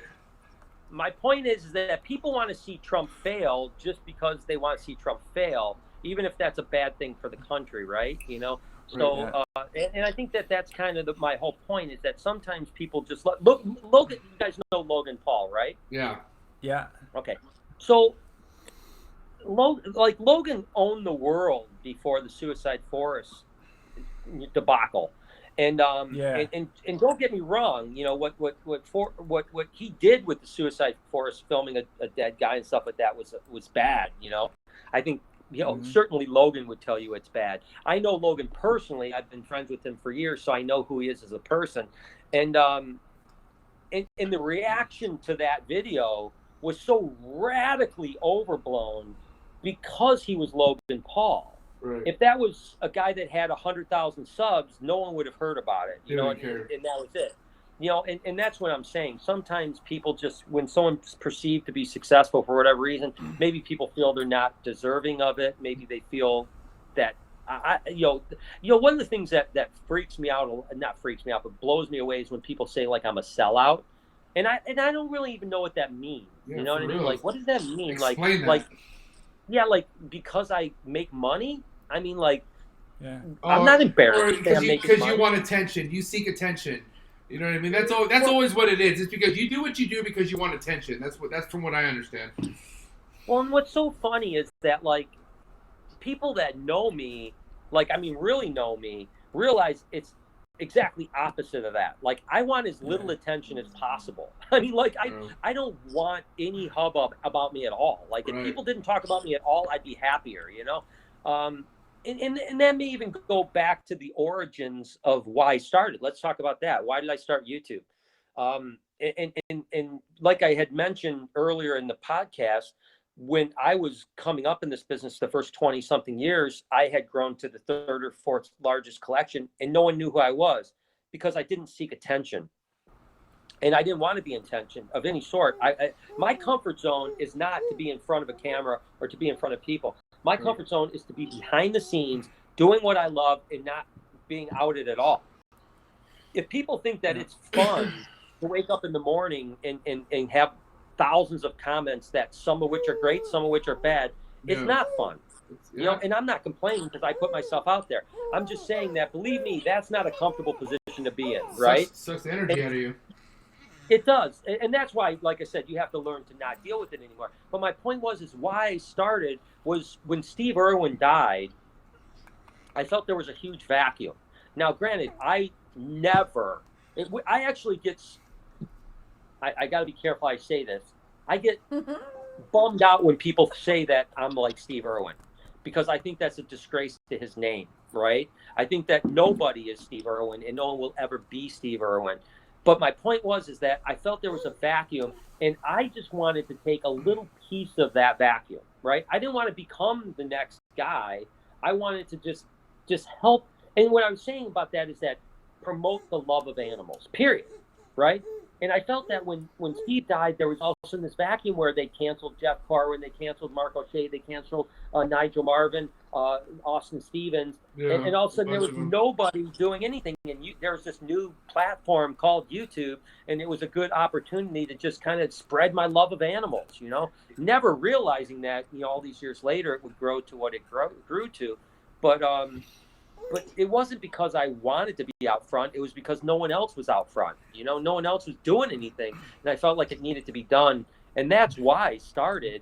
And then to be, you know, completely honest with you, I fell in love with it. You know, I fell in love with being in front of a camera. I fell in love with the production side, the editing side, the whole process of making videos, uploading videos, interacting with people. I fell in love with it, you know, but it wasn't because I felt like I needed some affirmation from people about how great I am, and I still don't to this day. Now you had my dead dad.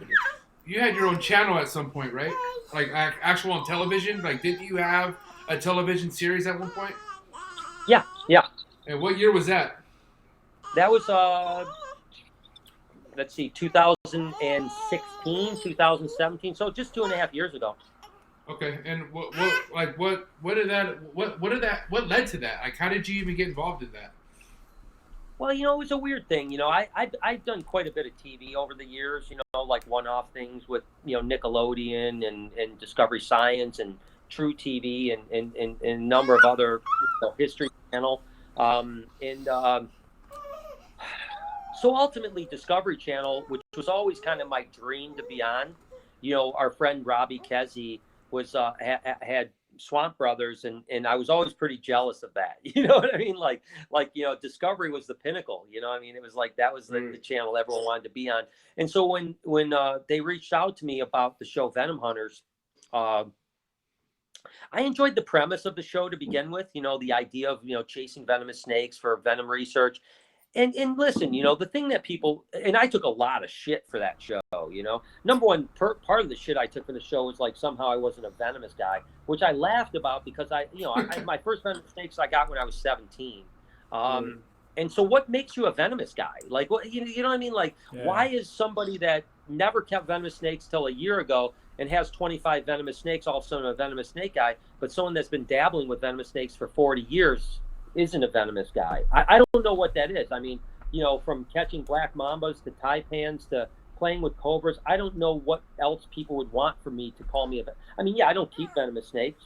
I love venomous snakes, but I don't know why I was like all of a sudden like, you're a ball. As a matter of fact, I did an interview with it was a gotcha interview with the Science magazine, and she was a reptile hobby person. And Discovery set this. This was when we were playing Venom Hunters, and Discovery sent me the presser on it saying, "Hey, you've got this." I was doing all kinds of media all over the place, and this one person I knew, she was a hater, right? And so I told the attorneys for Discovery, like, "Hey, I think this is maybe not the best idea." And they looked at it and they said, "We'll have our PR people on the phone call with you. I think that publicists. I think that you should do it." And I was like, "Hey, if you guys want me to do it, I'll do it." And her first question out the gate was, "How does a ball python expert become a venomous guy?" And my response was, "Wow. Well, you didn't." I said, "You didn't do very much research because 90% of my collection isn't ball pythons." And that was like the first question out of the gate. But anyways, the hobby as a whole, in particular the venomous community, really rose up against me. Now, I understand them not probably being happy about the premise of the show, about the fact that we were collecting venom for research, because that was bogus. It's bullshit. But it's TV, man. TV is a lie. Single thing on TV is a lie, bullshit. Right? Yeah, it's a made up story for ratings, And I wasn't seriously trying to take over the venom community. I mean, come on, people. I'm on Discovery Channel, for gosh sakes. I'm just running around chasing and catching snakes. With that being said, I was catching taipans and brown snakes and mulgas and western browns and tiger snakes. But yet I didn't get any credit for that. I just got bashed for the other things. So yeah, it took a lot of heat for that. No experience. You're not at the Columbia show, in a Walmart flame shirt, flipping copperheads. I guess. Yeah, flipping gaboon for $75. Losing limbs. Yeah, I mean, there's nothing. But I'll tell you this. I'll tell you this much, and this is what I said around that time period: is that what reptile guy wouldn't want to get paid by Discovery Channel to fly around the world collecting snakes? Literally, my job was to wake up at 6 a.m. call time and look for snakes till 8 o'clock at night. And I was getting paid to do this. I was getting paid to look for snakes for months. Like, who wouldn't do that? Who wouldn't do that? You know what I mean? Sign me up. That's what I'm saying. Yeah, it was fun. I mean, it was. Yeah, I was part of the Discovery Channel stuff with Robbie, and it was like, I could tell then just where it was going, and it was like, it was towards the end of having a TV show really meaning much, and now you, Miguel, all you guys, Jay, that are touching all these people, it's like, it's so much better than TV, and it's just going to get better and better. So it's like, I'm so glad that it's out of those people's hands now. Well, that's why I turned TV down all the time. I was had the option to be on that show Kings of Pain that's out right now, and whether I would have gotten the gig or not, I don't know. But I was like, no, I'm not interested. And yeah, I'm so glad I didn't take that gig, or go after that gig, I should say. But yeah, History Channel reached out to me early on in the production of that show and wanted me to be a part of it. And I was like, nah, I'm good. Because I don't want my future to be in the Discovery Channel or History Channel. That's not to say I will never do TV again. It's just say it would have to be the right gig before I would even consider it. Yeah, absolutely. If it's even around long enough to, Well, yeah, it's interesting. The ratings are going down so dramatically. I actually looked at the ratings of Kings of Pain this morning, and it was shocking. They pulled a 0.26 in Nielsen ratings, which equates to about 900,000 viewers. Venom Hunters, we were pulling like a 0.44, and we were like 17th to 20th rating, number wise, and at 0.26 they were 10th in ratings. So the ratings literally dropped almost in half and went up about 7 or 8 slots. So that's a pretty telling thing to what the future of television is. Yep. Yeah, it's I don't know. I now like the way it's going now a lot better. Yeah. And I'm sure everyone that's listening is like, what? Brian's looking up Nielsen ratings? I'm a geek, I'm a nerd, man. Like I'm obsessed with like data on everything, I'm like obsessed with everything I possibly can learn about anything to try to be better at what I do. I think that anybody who's in this hobby is a geek at something. Like, you have to be very obsessed at researching something to be involved in what we're doing, because that's what it takes at the end of the day. If you're not geeking out on something, then what are you doing? Go fucking, go collect some rocks or some shit. Yeah, no, and then that's the Brian, thing. I've been obsessed. Yeah. Another technical question we have, since we're trying to breed a lot of stuff right now: temperature cycling versus food cycling. What's more important in your experience ultrasounding year round? I'm not going to say that every animal is this way, but I'm going to tell you that most animals are the way where, temperature cycling helps a little bit. Food cycle is everything. I mean, food cycle is, I bet you 80% of the issue. If you food cycle, your rate of success will exponentially go up. Right. Okay. And that is something that I have hardcore data on probably at least 30 to 50 species. Is there much proof that you know of on the species you've worked with that when people blame infertile clutches on the male's sperm not getting cool enough, is there any? Do you think that's true, or do you think it's BS? I think it's more about the female getting too warm, to be totally honest with you. I think that a male cannot have any cool down at all, but if a female is sitting on the heat tape, it'll absolutely fry the sperm. So I think slightly cooler temperatures on females is better than warm temperatures. You never want to give a female python, a 92 or 93 degree hotspot during the breeding season, because you're just setting yourself up for you're setting yourself up for infertility. Right, you'll get nothing. Yeah, you'll get eggs. Absolutely. I think Mark Mandic from Marcus Jane told me that story once. I had this issue probably 15 years ago, where I was producing a lot of clutches of ball pythons, and about 50% of my clutches were infertile. And at that point, I think that year I had like 600 clutches of ball pythons. And so you can imagine back in the day when ball pythons were pretty expensive back then, and I produced about 300 clutches of infertile eggs. Equivalent. What it would be is I'd have 8 eggs, 4 would be bad, 4 would be good. But instead of producing, if I had 600 clutches, instead of producing 4,000 baby ball pythons, I produced 2,000 baby ball pythons, which was hundreds and hundreds of thousands of dollars of lost revenue. And the thing is we had about a 93 degree hotspot during the cool down. And Mark Mandic, and then I changed to dropping that down to about 87, 88 at the most on the hotspot during the breeding season, and until ovulation. I don't start warming up hotspots until ovulation. Once I see an ovulation, I'll warm them up.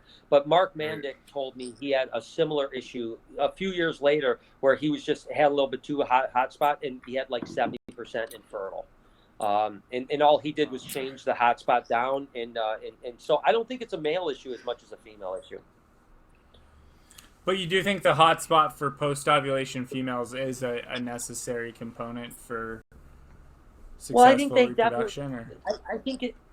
I don't think necessarily for successful reproduction, but I think it's better for them because if you notice, those females move from cool seeking to hot seeking, and they want the heat. Yeah. And I've temp gun females that have been 96, 97 degrees, and had 100% fertile clutches. Yeah. After ovulation. Yeah. So I don't think they necessarily need it. I think someone could keep them in a sweater box under their bed and potentially produce, but it's probably maybe not that healthy for them. Yeah. It's an interesting debate, because it's like, the Barker study with the boas and the retics, and they did indoor-outdoor enclosures and allowed them to choose, and basically the things would just crawl outside in the middle of winter and die, or that's why snakes will. They don't necessarily seem to know what's best for them in some situations. So trying to figure out those parameters is challenging with stuff. But I think if you stay within those safe ranges, of what their core body temperature is, if you're 78 to 82 and you're offering at 85, 86, I think you're probably pretty safe. But like you're saying, upper 90s is probably, you're probably getting into the danger zone.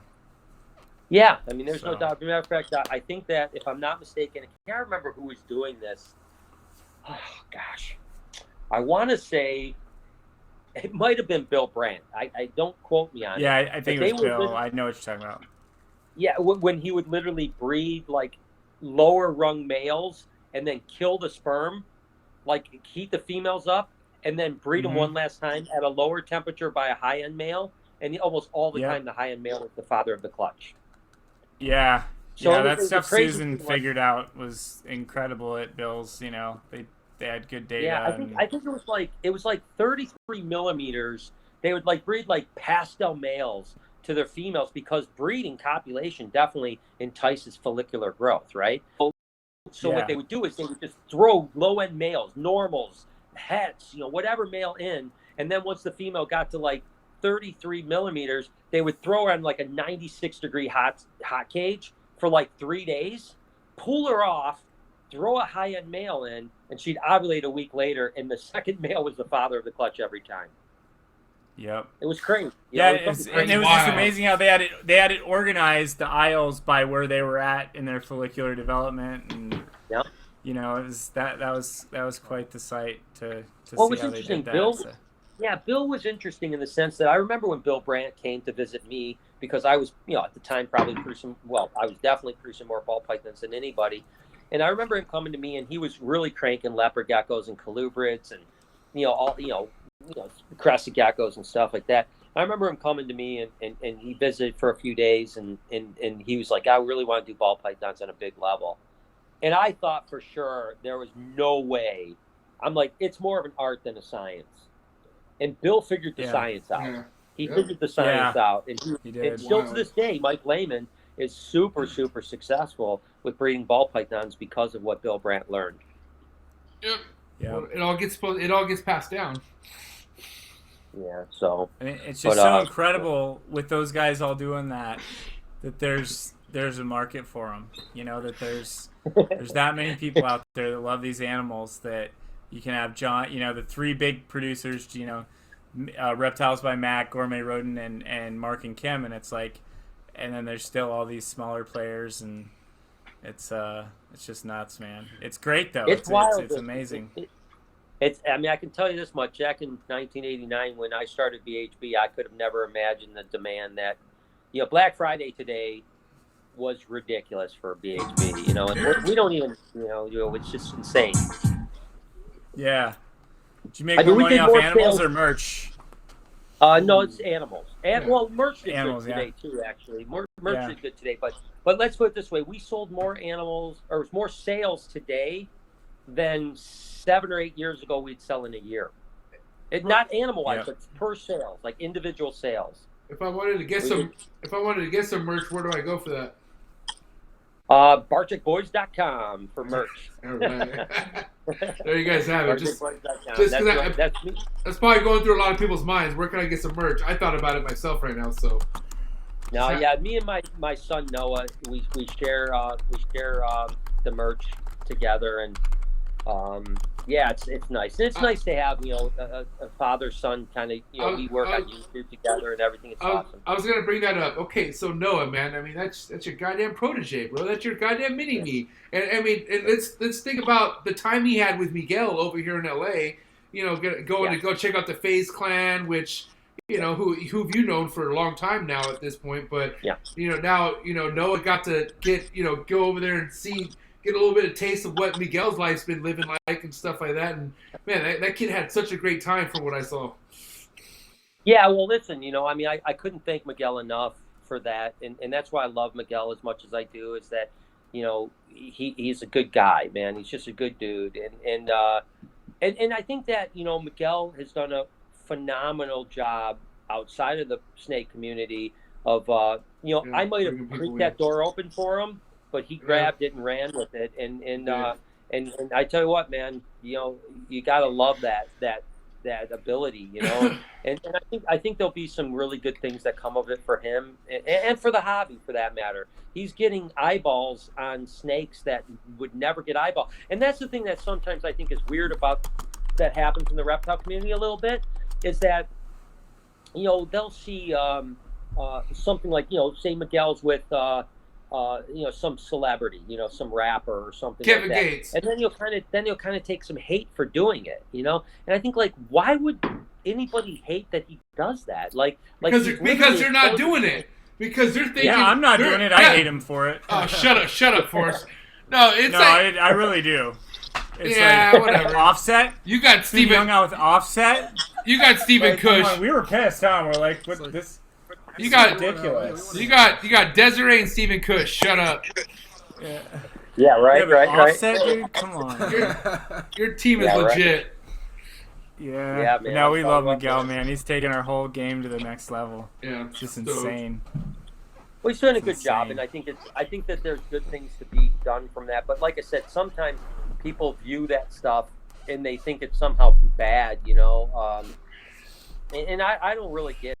I mean, I've taken a lot of heat over the past for the similar type of things, and it doesn't make a lot of sense to me. I mean, I think just exposure to these animals. I think that's the other thing. I think there's still this thing with the reptile community that is a good club. I mean, we don't want people to be in. And maybe that's a little bit, not to I'm sure, oh my God, I'm going to get attacked for saying this, but I think maybe some of the venomous people have that going on. They don't want new venomous people. They just want the same venomous people, Right. And when you're the new guy, they somehow chastise you. They're the elite, and it's not just the venomous guys. It happens in a lot of, retic guys, monitor guys do it to some extent too. I found it funny. A guy not long ago, well, this is a few months ago, and this just tells you how much I don't care what people say. But someone made a comment, something like, you don't know shit about retics. That's why the retic community thinks you're a joke. And I said, thank God I don't give a shit what the retic community thinks of me, because I really don't. I'm sorry if they think I'm a joke, then God bless them. Move on. Keep it moving. Keep it moving.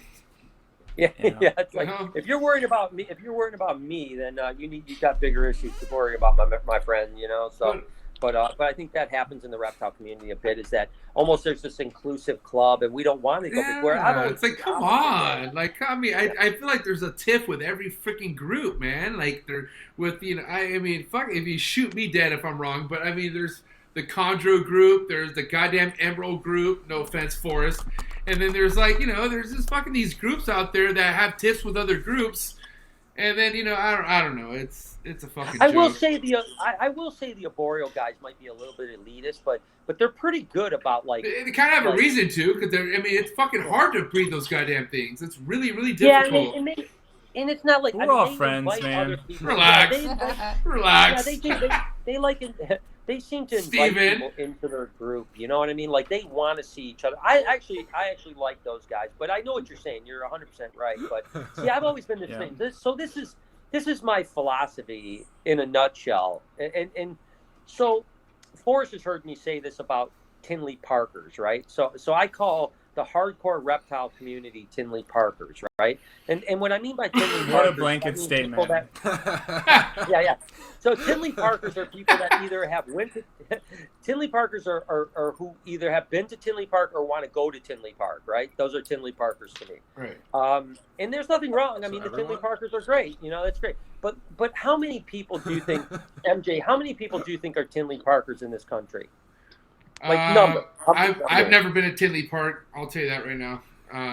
Well, no, I'm not saying going. I'm saying how many people in this country do you think want to go to Tinley Park? If every person that wanted to go, that want to go, like are you just in the ball python community or all in general? No, it's anyone in general. I think at this point a lot of people want to go to Tinley now because of fucking Miguel. Because people who are putting YouTube content out there that's like, Tinley's somewhere that you have to experience. Like, I want to go to Tinley. I really want to go to Tinley because I know I have to go to Forrest's barbecue. I know there's a lot. I just know there's things you have to do prior to Tinley. Not sleep when you're partying with Miguel. Fucking, I don't want to say what you guys do, stripper clubs, but I just don't want to get into it. You know what I mean? It's just basically.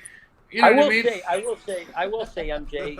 I was a little disappointed in the that there were no hot dogs at Forrest's barbecue, but that's a whole nother topic. Hey, what was there? Okay, hold up. Okay, I want. Okay, listen, I want to say something right now. With any barbecue, and even what's the other ones? The Carpet Fest. There's like Carpet Southeast. All these fucking things that are going on. How come there's no music being played? How come you guys don't fucking? Because you're not there, bro. What is that? I just don't understand. Like that's the most awkward. Okay, no, stop. Let me finish, Kush. Bro, that's the most awkwardest thing is to meet people, talk about shit with no music playing. Like, what the fuck? I'm sorry, guys. Because you got half Retic Bros, and then guys weird. like Brian, they want to listen to the rock, anything, hard rock, and then you got young guys like us, that are into hip hop. Brian, you love music. Yeah. I'm sure there's music playing while you're working, right? Something, right? Music's a part of your life, right, Brian? It is. Okay. It is. But he doesn't like hip hop. Okay, no, hold up. Hey, real quick. No, wait. That's not true. Oh, I'm going to get into something. Okay. Don't make me get into something right now, Forrest. I'm going to put you on blast right now. If you keep... Okay. Are we getting into this or not? Yeah. Which part? The whole... okay. Okay, listen, Forrest, I'm so happy you're a part of this show. Don't get me wrong. I love you on so many levels. But music's a huge part of my life, Brian. Okay, music, other than reptiles, if there's no music, it's hard for me to wake up and deal with all these animals. I need music, right? That's what happens, right? But there's certain artists that Forrest don't think that are irrelevant or anything like that. And I'm talking about like artists like Led Zeppelin, The Doors. What? Yeah, right. Okay, Jimmy. How long can a guitar solo Let me finish. Okay, hold on. Elvis, Jimi Hendrix.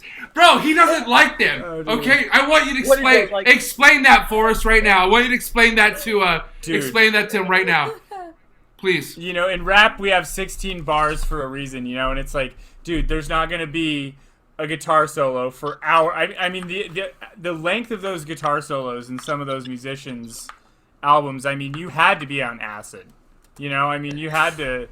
They were just whack, man. I don't know what else to say. Like, I just can't handle the length of those guitar solos. But fucking kids these days, man. Fucking millennials, man. Shit. Yep. Yep. No, man. It's it's man. funny stuff. Yeah. No, I hear you, man. You're right, man. Guitar solo. But no, I'm stoked on this new Tinley Parkers so back to the Tinley Parkers. MJ, would you say? I mean, let's just throw some numbers out. It's 100,000. Sorry, I had to take. 200,000. I got so excited there, I had to take a fat piss. All right, what are we talking about right now? All right, back to Tinley Parkers. What are we saying? Let's throw some numbers out. 100,000, 200,000. What do you think? I mean, what's the typical audience? I mean, what's the typical audience at a Pomona show? I mean, how many? Pomona show does no more than 10,000. I heard Tinley's like the fucking Super Bowl shows, and I know that place is. Right. So I'm not. But MJ, I'm not talking about who goes. I'm talking about who wants to go. In this country, how many as of 2020, I think there's a lot of people that want to go. I mean, I can't give you a number. It's hard to give you a number. Do you think there'd be 200,000 people? I mean, okay. Do you know how many people went in 2018? He's saying if everybody that wanted to go could go. But well, give me an idea though. So what's the normal attendance? Maybe 7,000. 7,000 to 200,000? That's a fucking huge jump. But I think it's doable. You'll understand my point. Not that 200,000 people are going to show up. Tinley Parkers are people that just might want to show up, but they can't go because they can't. But they wish they could, right? That's true. They know that That's Tinley true. Park exists. It costs money. They know that. Right, they listen. Tinley Parkers are people that know that Tinley Park exists. Right, those are hardcore reptile people. Right. There's nothing wrong with Tinley Parkers. I'm not vilifying Tinley Parkers. What I'm saying is that Tinley Parkers, I think, in the best day, are 200,000 people. The Jamestown study said that there's somewhere between 10 and 12 million people in the country keeping reptiles. So who do you want to market to? Do you want to market to Tinley Parkers, or do you want to market to 10 to 12 million? 10 to 12 million, 100%. Exactly. And there's my business model in 100%. So people that don't understand what I'm trying to do, now you understand what I'm trying to do. I'm not worried about the Tinley Parkers. I'm worried about the other millions and millions of people. I feel like Tinley Park is something that is hilarious to Desiree over there, and I want Desiree to elaborate. What's so funny over there, Desiree? I'm just laughing at the comments that are coming in. Yeah, for sure. But I think it's funny. Yeah, no, it's I think Brian has a great point, and it's like, reaching the mass audience, but I mean that's where we all fit in, I mean that's why we're lucky to have, guys like you and all the other YouTube stars, and I especially respect you and I've always looked up to you as a mentor and everything, because you have both sides of it. You have the hands-on experience with the animals.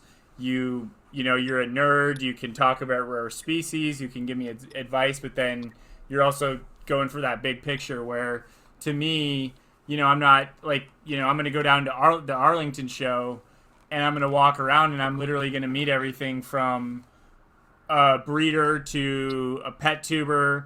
Then all of a sudden I'm literally talking to some of the greatest herpetologists of all time, or walking up to my table and saying, "Hey, Forrest, guys that have described over 100 species and have 10 of them named after them." It's like, so it's just that exposure. And and that's the thing that sucks. Like, with you is like, you had to deal with so much BS, and you, especially the ball python people, those are the Tinley Parkers to me. Those guys that are going out to the strip clubs and just the multi-level marketing BS and all that. But there's underneath that very shallow, blanket of bullshit, there's some of the greatest minds there's ever been, and all those people you grew up with, so you could walk up to somebody like Bob Ashley, whose mind is so full of information. If you want to talk about rare art in herpetoculture, if you want to talk about any subject there is, Bob Ashley could, he won't probably, but I mean, just knowledge somebody like him has, and there's real herpetologists there, there's researchers there, there's just every type of person. So it's like, it's a great opportunity to get together, and hopefully someday again we can make Brian Tinley Parker. Well, listen, I don't disparage Tinley Parker. Yeah, I don't disparage Tinley Parkers at all. Like I said, I was just making the discerning between the fact that the hardcore reptile community is pretty small, the greater reptile community is very large. And I like both, and I agree with you, Forrest. Like, the one thing I miss, I remember I used to go to Tinley Park, and oftentimes on Saturday night I would hang out with some of the gecko people. There's a guy named Tom here local, and I used to love hanging out with those guys because they would just sit in the hotel room and just talk about geckos all night. And I just sit there and I just soak it up, and I didn't know shit compared to them. They were just telling me stuff. I'd be like, really? Wow, And those are some of the things I love, man. And I do miss that. but you got to remember, whether guys, I'm talking in reality here. The fact is, I walk into Tinley Park. Yes, there's a bunch of people that would love to see me there, but there's also people that have said the most heinous things to me. There are people in there. Brian, I guarantee those people who would say the most hateful things to you don't have the balls to fucking say it to your face. They'd probably They'd probably get an autograph from you. They'd probably take a picture with you. I'm telling you. Go ahead. I'm sorry. No, you're 100% right. As a matter of fact, there's a story. I won't mention a name, but there was when Venom Hunters was on Discovery. When Discovery Channel, when we were on Discovery Channel, there was a guy, and this is, I don't personally have a Facebook page. I know you talked about Facebook being a cesspool. I have a business page, but I don't personally run it. I don't have anything to do with it. I don't even have a feed. Like, I can't get on my Facebook feed because I don't have a Facebook. But back in the day I did, and I remember this one ball python guy, not a big name by any stretch, but he was lighting me up on Venom Hunters online. I mean, just like lighting me up, man. And literally, I went to Tinley Park. I had a booth there, and he came up to me and he shook my hand. He goes, "Dude, I love the show Venom Hunters. Watch it every week." And I wanted to pull my phone out and just pull my feed up and just show him his posts and say, "Do you think I'm an idiot?" But so no, you're right. They won't ever come up to me to my face ever. But that doesn't mean that. You got to remember, when someone says something disparaging about me, not about me personally, but me about my love of animals, like, there are things sometimes that are said that I would die to go against, right? Right. And to have to walk into the room and look at somebody walk past me that I know has accused me, not just of being an animal abuser, but of, you name the heinous things, a drug addict, a pedophile. I mean, I've been accused unbelievable things by some of these people. And it's really hard for me to walk into a room knowing I'm going to have to see those people. And it's almost impossible for me to do it, if that makes any sense. Yeah, It totally makes sense. And again, it goes back to what I was saying about surrounding myself with positivity, I mean, I'm not kidding you when I tell you I broom negativity out of my life. Like, if someone's negative towards me in my life, they are no longer in my life. I won't put up with negativity. I want to be positive. Jesus. I want the people around me to be positive. I want the people around me to have a good outlook. Because I'm telling you what, man, you can get sucked down into negativity The when drama. there's negative people around you. Drama. It's so fucking and I just drama's don't do it. poison, bro. Mm-hmm. Yeah, I don't have enough time in my life for the quote, but I love saying problematic people have problems, Now, and it's I want to correct Forrest here, Brian. Brian, I want to say one thing I'm at in my career, in reptile keeping, is I'm unable to let shit go right now. Okay, Forrest likes to say, I remember when I was at that stage, I used to love the drama. It's not that I fucking love the drama. It's just hard for me. Oh, you love it, bro. Fuck off. It's hard for me to let shit go. Like, can I give you an example, Brian? Do you mind? Sure. Okay, so I've been keeping mangroves for just under 4 years now, right?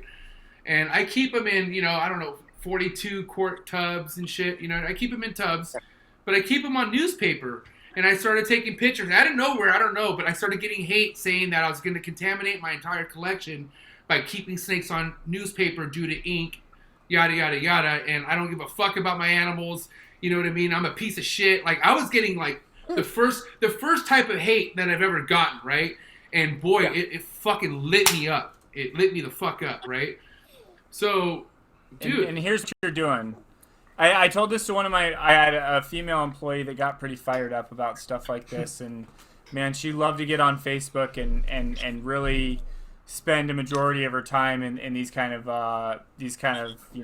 arguments and stuff. Oh, God. And I go, if you're gonna do that, here's what I would recommend, because here's what you're doing.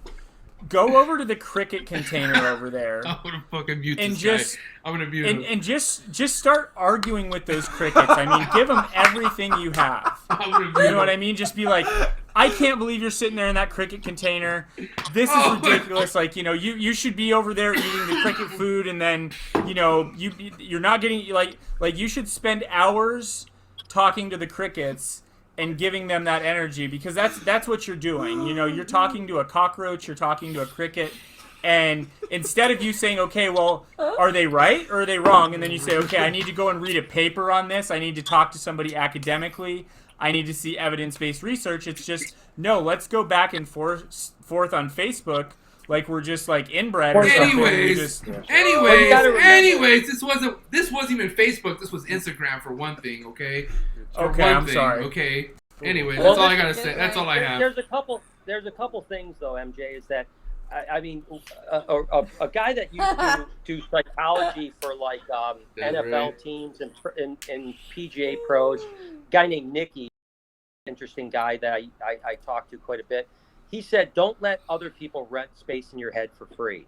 Right. Yep. So basically, if somebody gets under your skin about something silly like that, they're winning. Basically, what they're doing is they're winning, number one, and number two, they're taking your energy away from something that matters. Right. And you just can't let them do that. You know, that's why like I said, now 99.9%. The only thing that gets me upset, and I hope my haters aren't going to listen to this and say, I know, is if someone attacks Noah. You know, which does happen a lot. You know, he gets attacked for stupid things. And that pisses me off. I want to go beat someone's ass, you know, because he's my son. Yeah. Give me the green light. Let me know. Yeah, but as far as myself, like, there's hardly anything anyone could say to me that I literally laugh about it. Like, you know, there's the hate group on Facebook. I think it's fucking hilarious that these people literally watch my videos every day to try to pick them apart. Like, they're pathetic. I feel terribly sad for these individuals because I'm like, this is the best you can do in life. Like, your pinnacle in life is creating a page to hate me. You know, so you go, okay, well, good. So I literally laugh at them now. You know, they used to love it because it really got me down. And I was very public at the point where I literally was driven to close to suicide because of them. Fuck that. Dead serious. Oh, that pisses me off. Serious. Just hearing that really pisses me off. It really does. But that's why I go so quick to defend you, too, because it's bullshit, okay? All right? Well, it really is. I appreciate it. But the point is fast forward 2 years from later, when I was on the edge of literally wanting to kill myself because of the hate. Now you fast forward 2 years later, and I laugh about it. Yeah. Now listen, this is one of the things that people. No, I laugh about the whole thing, but anyways, this is the thing that's hard about this, right? And this was the epiphany that I got to, is that number one, I appreciate everyone that supports me, right? Like every single person that supports me, defends me, does anything, I appreciate them tremendously. But the truth is that in this case, you have to throw the baby out with the bathwater. And what I mean by that is that if you don't want to listen to the hate, you also got to not listen to the praise, right? So you can acknowledge the praise and be thankful for it, but that can't emotionally affect you, right? So when people say how great you are, you can't feel good about yourself. But then when people say how terrible you are, you have to push that aside. You got to push both aside to say, you know what, really, as much as I appreciate all the people that follow me, and I do, I mean, they allow me to live the life I live right now. The fact is that they don't know me any more than anybody else. Forrest, Desiree, they know me. They know me. Right? They don't know what they see on YouTube or Instagram. They know me, the person. And they're the people that matter to me, right? They're the people that matter. Now, if Forrest hated me, it would affect me tremendously. If Forrest said something really negative about me, it would affect me tremendously. When some guy I've never met before says something negative about me, I laugh about it because I think it's silly. Yeah. No, and the same goes with someone who says something great about me. Says, oh my God, you're the greatest guy in the world. I say, thank you very much, but I don't really think they know I'm the greatest guy because how could they, right? They don't know me. Yeah. So I don't put any value in either positives or negatives anymore. Mm-hmm. Yeah, you gotta value that time and also just understand if it's gonna get anywhere or not. And what the facts are, you know, it's like a lot of these things that what the facts people go back and forth about, you know. Facts. And for me, you know, it's so scary because when I hope I didn't offend you, MJ, when we talked about that initially, but like when I earlier on, which time? Earlier on when I was doing this, I mean, I would just get. Honestly, I wasn't offended when we were talking one-on-one, but when you repeated it on our first interview, I was like, wow, fucking okay.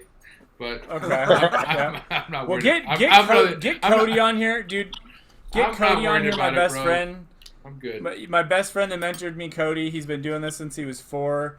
He literally knows, just so much more than I'll ever know.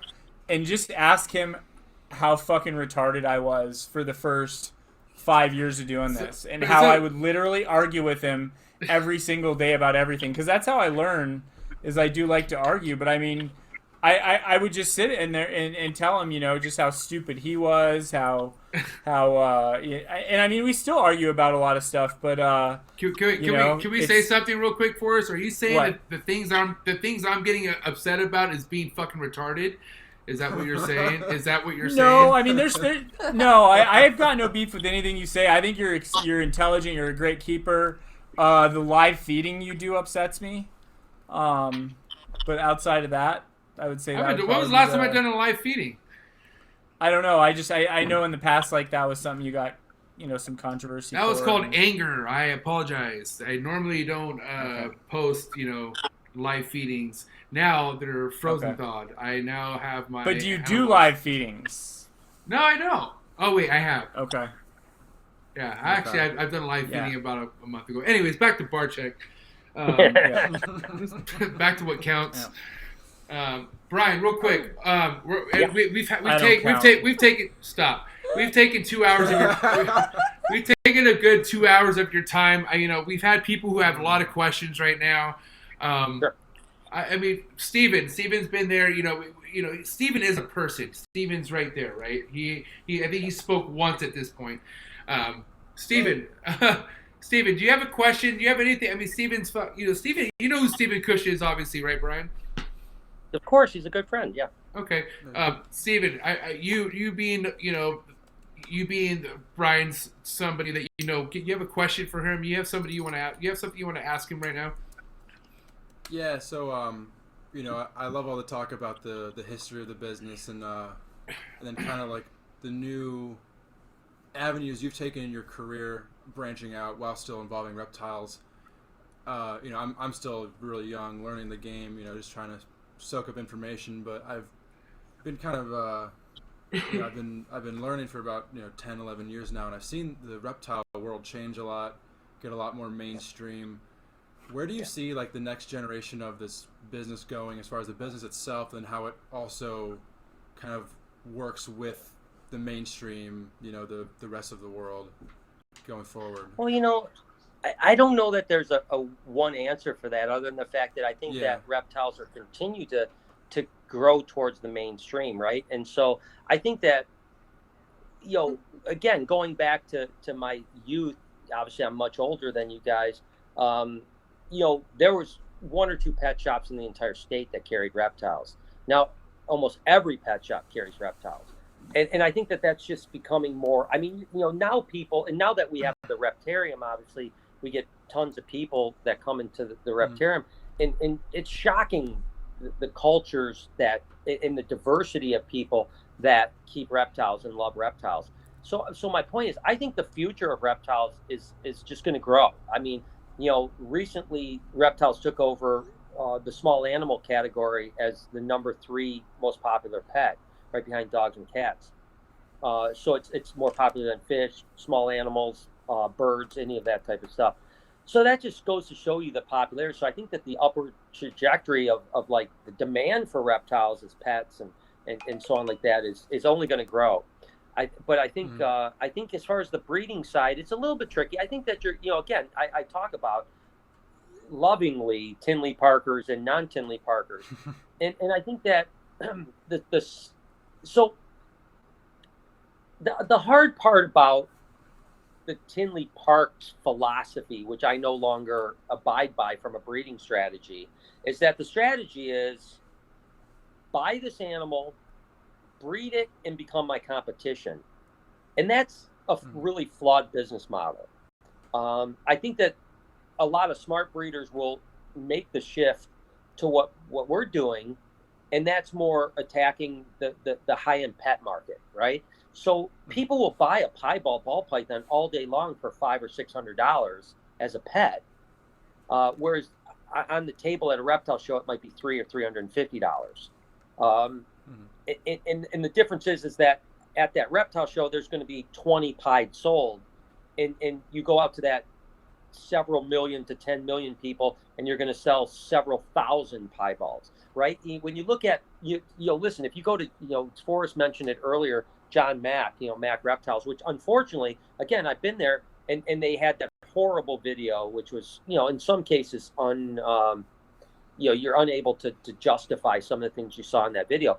But overall, John Mack and his facility now in particular is really good, but unfortunately PETA did a 6-month investigation. That was a setup, dude.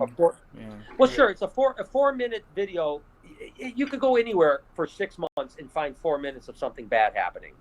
But so John, I've defended John Mack. I think I was the first reptile person to defend him online when that video came out, when most people were distancing themselves, including some of the people, big name companies that he had sponsored, that basically turned their back on him as soon as that PETA thing happened. I was the first one to defend him on that, because I knew where his heart was, and I knew that, that it was propaganda for the most part, although there were a couple things in there undefendable.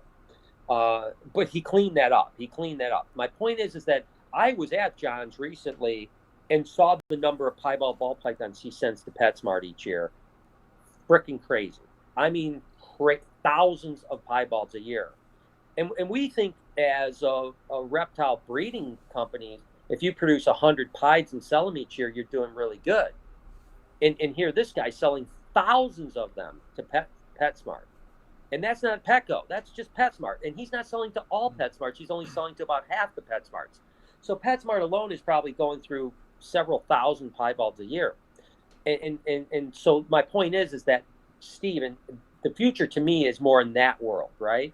In the fact that we've got to continue to culture the non-Tinley Parkers into people that will eventually become Tinley Parkers, and take all those people. And it is a butterfly effect, in the sense that people find my YouTube video and maybe buy a ball python and then start to watch the next video, and maybe they watch Snake Discovery and she goes to Tinley Park, and then next year they go to Tinley Park because they found my video and found her video, and then ultimately went to Tinley Park, and now they're Tinley Parkers, right?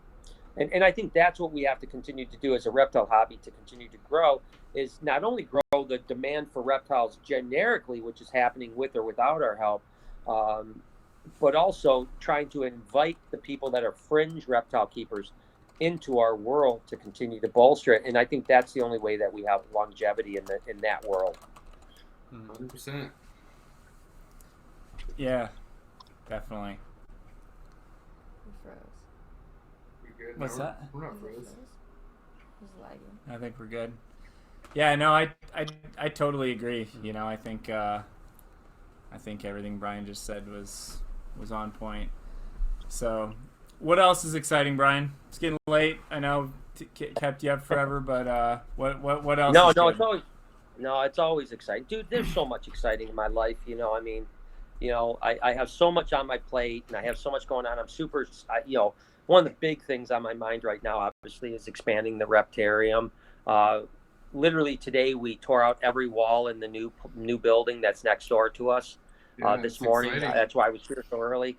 So that's going forward. I think we'll probably grand opening, which I hope you'll be at. It'll probably be sometime in March. I'll try not to. We might make it around Tinley Park, so that way maybe people can come from Tinley Park before or after the show. That'd be cool. That'd be really awesome. So yeah, I'm really excited about the prospects of that. The Reptarium. There's just, I mean, you know me. I mean, I got a lot on my plate, and I'm always excited about the future of every project I get involved in. There's a lot going on. 2020 is going to be a whirlwind year for me. I'm really have a lot of initiatives and a lot of push to all kinds of different revenue models. And it's funny. I worked really hard in 2019, but I was with my staff the other day, Lori and Beth and Steph and Jay, and I told them I thought I took 2019 off, and they all looked at me like I was out of my mind, because I obviously was working 100 and something hours a week, and I was like, I really feel like I took 2019 off, and they're like, what? And what I meant by that is that I felt like I didn't create anything new in 2019. I just rode the wave of the things that were going well in 2019, i.e. the Reptarium, and the list goes on and on. So 2020, I'm going back to the grind to try to do a lot of new stuff, new initiatives, and I'm super excited about the future, and I can't wait to kind of launch this stuff. It's gonna be a good year. Some big trips, cool stuff. I'm Yeah, excited. yeah, big. Lot more travel this year again, lots more travel. Just lots of pushing. You know, you're going to definitely see my face on a lot more YouTube channels this year. A lot of new channels that I've never done, working, you know, with non-reptile people. We've got some pretty big initiatives, you know, getting pushed there. You know, Business Insider. Do you know Business Insider? It's like, you know, magazine, online magazine. I've heard of that. Magazine. Yeah, so I meet with them next week about a couple things. So there's a bunch of stuff going on. Real good stuff. That's man. exciting. Can't wait. That should be really awesome. Yeah, more, you know, just bringing, you know, I'm working hard at, so one of the things I really want to do a lot this coming up year is talk a lot more about business. And I don't mean the business of breeding reptiles per se, but business in general. And I want to start including that into the vlog quite a bit as well, you know, about just, you know, philosophy of business, how to succeed in things, and when to know when to stop and when to go, and so on like that. So that's something I think you'll see a lot more of me talking about this year. And that's one of the reasons why Business Insider is pretty exciting to me, is because if we can get into their millions and millions of readers, and all of a sudden they do a big expose on a guy that has made, you know, millions of dollars, you know, starting with reptiles, I think it's going to be really something that opens a lot of people's minds. Can I ask you a question, Brian? I'm sorry, Brian. Go ahead, Forrest. If you have something else to say, go ahead. I'll wait. Go ahead.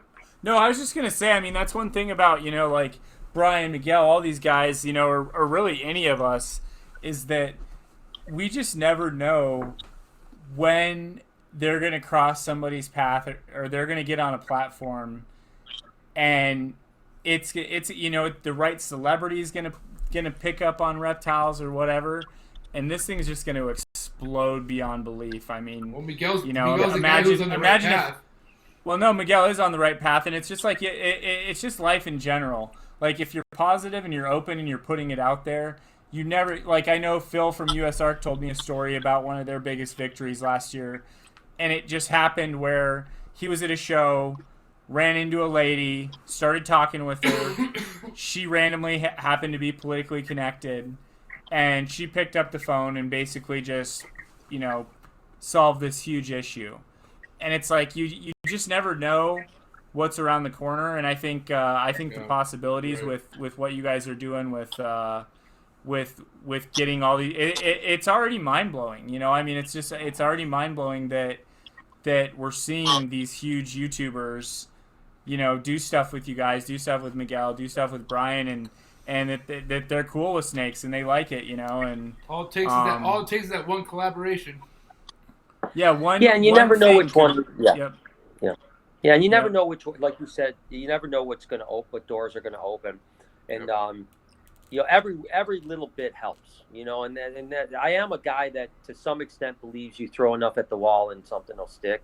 I believe that. My life by that. Yeah, I mean, I think that the people that are very narrow typically, you know, I you know, from a business strategy standpoint, there's this, you know, there's you know, people that believe that you do one thing really well, and that's all you do. Yeah.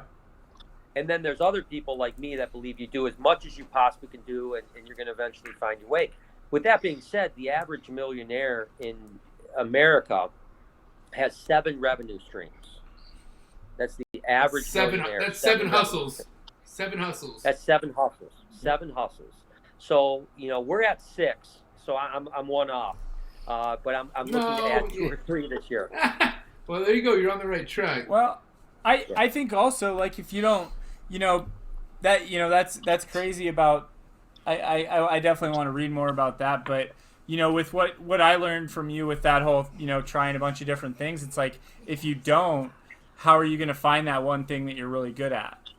You know, yeah, like, I always, and when you find that one thing, you can keep that one thing as your primary. There's no doubt about it. This is the other thing I think from a business standpoint, people make the mistake of. I've been preaching this a lot in the last year or two. Is that not everything you do has to be huge, right? If you're showing $1,000 profit on something that takes you no time, why not do it? Right. You know what I mean? Like, if you virtually are putting no effort into something but bringing 10, 12, 15,000 extra dollars a year, do it. It doesn't have to. Every business you do doesn't have to be $100,000 or $200,000 or $300,000 return. If you're just chunking away at every little thing, and then like Forrest said, every now and then you just kind of hit a home run. Like, holy shit, man! I didn't expect this to work out, and this thing just crushed it. But if you're not trying, and that was the thing. Honestly, for 25 plus years, all I did was breed reptiles. That was it. Like, I was focused on one thing and one thing only. And when I finally got away from that being my sole focus, is when finally I started making what real people make money. Yeah, for sure. Well, check it out, Brian. I've taken up an hour and a half of your time. I appreciate it so much. I have some roundup questions for you, if you don't mind. Do it. First thing I want to ask you real quick is, out of all the species you've worked with, if it came down to one species that you had to breed, and that had to be it, which one would it be? I know you're not going to be satisfied with the answer I give you. Fucking milk snakes? No. Believe it or not, no. Although I do love milk snakes. Weird. I always say it's like asking a mother of 3 who her favorite kid is. So what is it? I can't. I just couldn't imagine picking. I really couldn't. Okay, so fucking give me 3. God said give me 3. Weirdly enough, ball pythons would be one. What? Really? Yeah, I really my love ball God. pythons. Now listen, you got to remember, I was breeding ball pythons before ball pythons were a thing, before they're anything. Right? I understand. Yeah, I've seen them. I seen your YouTube both videos. ways. That's what she said. Let me. It was uphill both ways. I'll tell you a super quick story. Mark Bell and Pete Call at the Mid-Atlantic show I talked about earlier made fun of me one night out at dinner about keeping ball pythons. They literally made fun of me. This is before people thought ball pythons were cool, and I think it was something like, why don't you go play with your ball pythons, Brian, laughing at me, denigrating me. I will give Mark a tremendous amount of credit, because about 5 years later, I was at a show and Mark walked up to me and he said, and Mark has a memory like an elephant, much like I do. And he goes, Brian, you remember when I was making fun of you about keeping ball pythons? Absolutely. He said, man, I missed the boat on that one. And I always say that I wasn't a prognosticator of what was coming with ball pythons. I work with ball pythons because I like ball pythons, period. And I was in the right place at the right time. So one would be ball pythons. I think you're just too scared to say that ball pythons would be your number one. Yeah, they might be. To be totally honest with you, I'm gonna fucking take it. I'm gonna take that and run with it. That's Brian Barczyk's alligators, man. I think you like alligators too. No, calm down, Chico.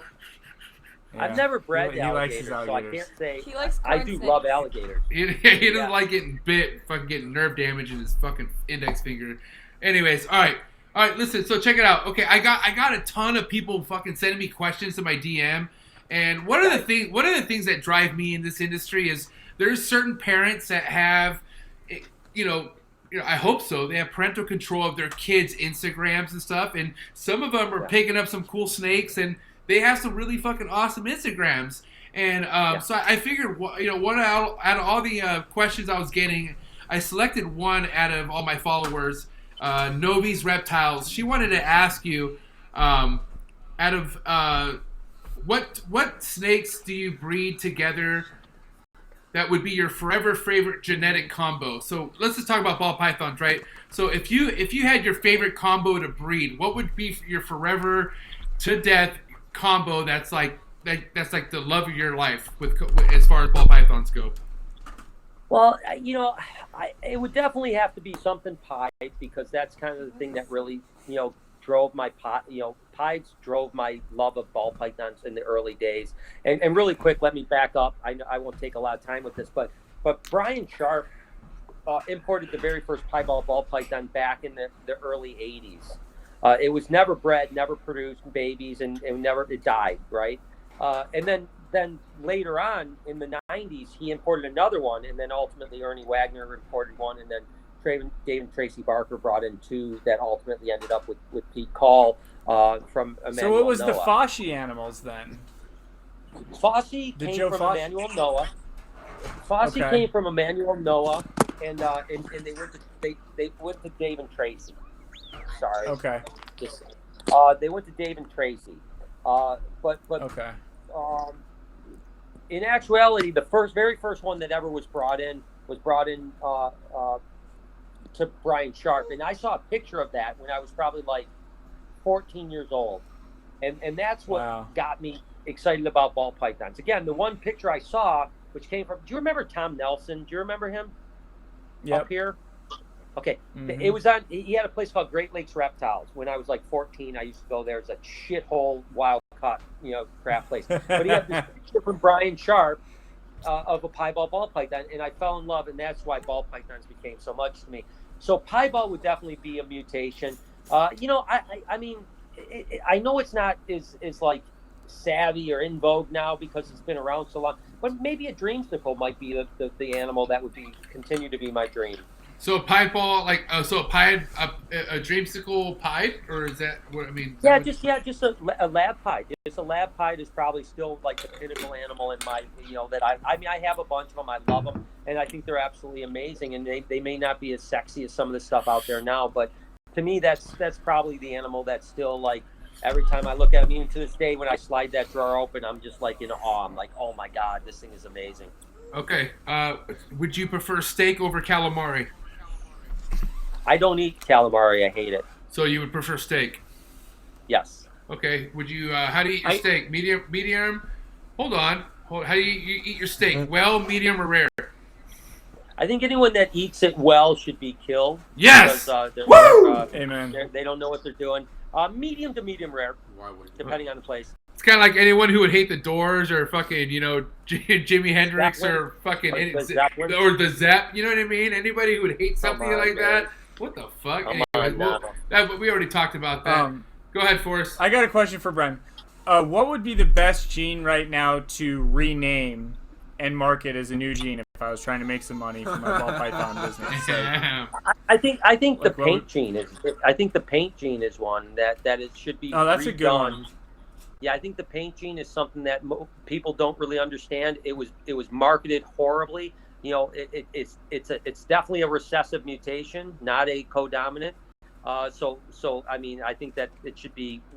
There's no such thing as a paint. There's the super paint. It's just the Right. homozygous of a recessive. Well, So then if it there's was the renamed, Sentinel too. remarketed- So It's the same thing. is it now? If Sentinel you're is- trying to just rename, yeah. But if I'm trying to make money, so I need to grab a gene and then like wait for I need to wait for like a I need lighter to one to make hatch money. out, and then I need to rename it. So I'm trying to think of like what's a good one to rename just to keep my revenue going because I've had kind of a rough ball year. So I mean, yeah. maybe the lorry ball. Maybe that's another one. The lorry ball would be good. I want in on the lorry ball. We'll talk later about that. But hey, I want in on the lorry ball. Well, don't say that. Get it, and then we'll rename it. And then we'll You make got to some money, rename so. that shit, Shut man, up. because it's a horrible thing. Yeah. And I fucked that. I fucked the pooch on that one, man. I didn't do a good job of marketing that at all. Can you see the revenue? Oh, man. Hold on, I'm trying to show you some revenue. Hold on. I can only see arrows. I can't see Hold on. I have revenue showing within 2 days how much someone's made off ball pythons. It's coming out to about $12,000. Hold on. And this is directed towards you, Forrest. So hold on 1 second. Okay. Actually, Forrest, I'm gonna take a picture message. Unfortunately, let me get a forensic accountant, and then we can talk about it. Okay. Wait, I have it right here. I have the dates. I have all the transactions, and they want to prove you wrong. That Bro, I can show you. I can show you bank statements from my business that would make you think that that would blow your mind. And anyways, we're gonna finish. it's not. We're gonna finish questions with Yeah. Brian Barczyk before we let him go. Brian, Yeah, by the way, I appreciate your time, Brian. No, dude, don't worry about it, man. I'm having a blast. Real quick, okay, where did letting snake bites, like, okay, so snake bites television, right?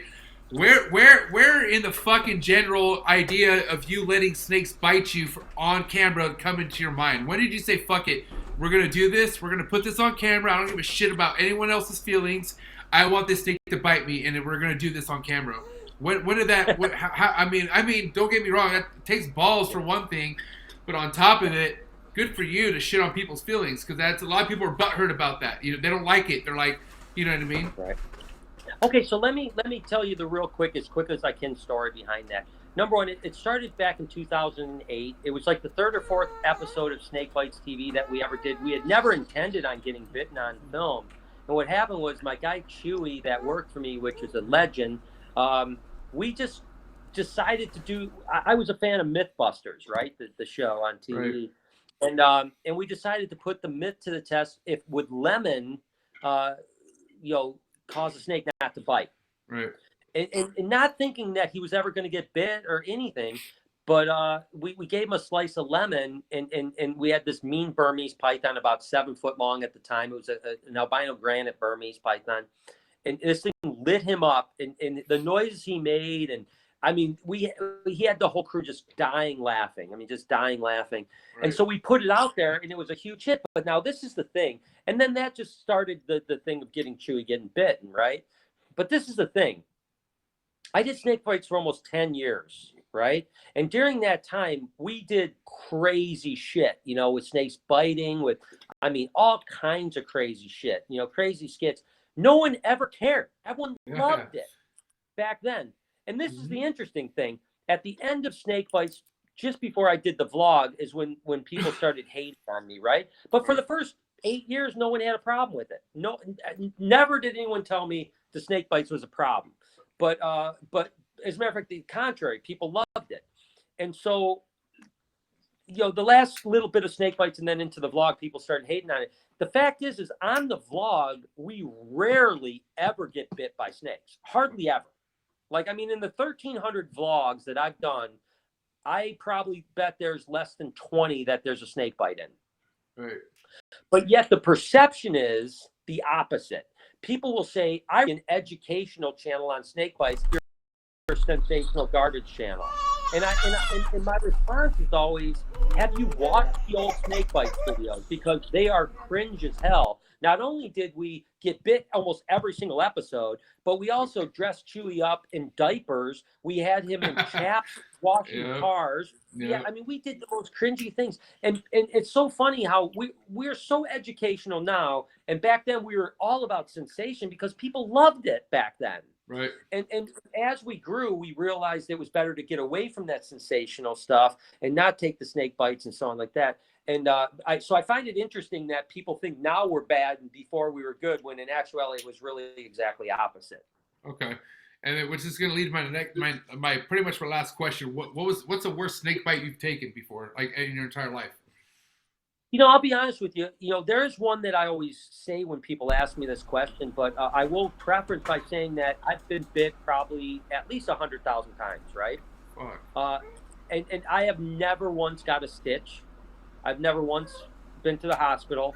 Damn. Never once have been with that, right? I've never been hurt by any animal of any kind, okay? And I've dealt with the most deadly snakes on the planet, crocodilians, you name it, monitor lizards in the wild, they're never been hurt. With that being said, probably the most painful bite, didn't put me to the hospital, was on the bicep right here. I had a huge, probably 9-foot black-headed python, big female. Yeah, I think I remember that. Drunk. And she grabbed my bicep and she wouldn't let go for like 5 minutes. And it was probably the most painful bite that I had ever. And it bruised, but no cuts, no anything. I bled a little bit, bruised, like my entire arm was bruised, But other than that, that is probably the most painful bite I've had. But I've never had a bad bite. Never had a bad bite in my life. I just had a celebrity question, okay? AKA Miguel just asked a question. What do you think about breeding viper boas? You know what? I think it takes like a really special person to be able to get babies. Like, you know, if you don't know what you're doing, you can breed them, but you have to know what you're doing to get babies, right? Right. So like, you know, for instance, I'll just throw it. I'm just coming up with a thing like, let's say if you were Miguel, Right. and you bred Viper boas for say 2 years, Mm-hmm. and then you sent them to somebody that was better at breeding snakes than you, and 3 days later they had babies. That means that you just weren't that good at breeding Viper boas. There you go. No, I'm just kidding, by the way. That literally happened. Okay? So Miguel bred them, sent me a gravid female, and it had babies like 3 days later. Wow. So I feel terrible because that's probably Miguel the did all female. the That's work. probably the female I sold him. Yeah, so Miguel did all the work, and I took all the pleasure from it. So I feel bad for Miguel because he deserved to open up the cage and see a baby Viper boa, but I got the pleasure instead of him. I'm over I'm willing to put money. us. I'm willing to put money on the fact that send the sheds to Warren Booth. That was a gravid female Viper boa that came in. Nobody bred it. That's just, Oh, like that's it probably came from Joe Switalski. yeah. I'll put. Don't you think? You think they bred Viper boas? I mean, if it was in the country, I for think more I than a may. year and a I think half. I may Yeah, have sent. nobody- I think I may yeah. have sent him one that was gravid. That was a gravid Viper boa, dude. Their That's just my gestation's 9 guess. months. But Wow. It's insane. I don't know. I Yeah. think Miguel had that one for a minute, but I don't know. I'm going to give it my shot, though. Could I be. really like Viper boas a tremendous amount. I'm gonna have to raised talk up to him some- about that. I raised up some captive babies that were like from wild caught gravids, and I also have some wild caught stuff that I got from Miguel. All right. So you guys probably aren't gonna breed them. I'm just letting you know. I'm hoping. So why are they coming in? Inspirational So why are they coming in gravid then? If we can't breed them, you're saying that they could be bred in Indonesia? Well, they breed in the wild, obviously, right? That's why they exist. Oh. It's the same thing with corrals. chip?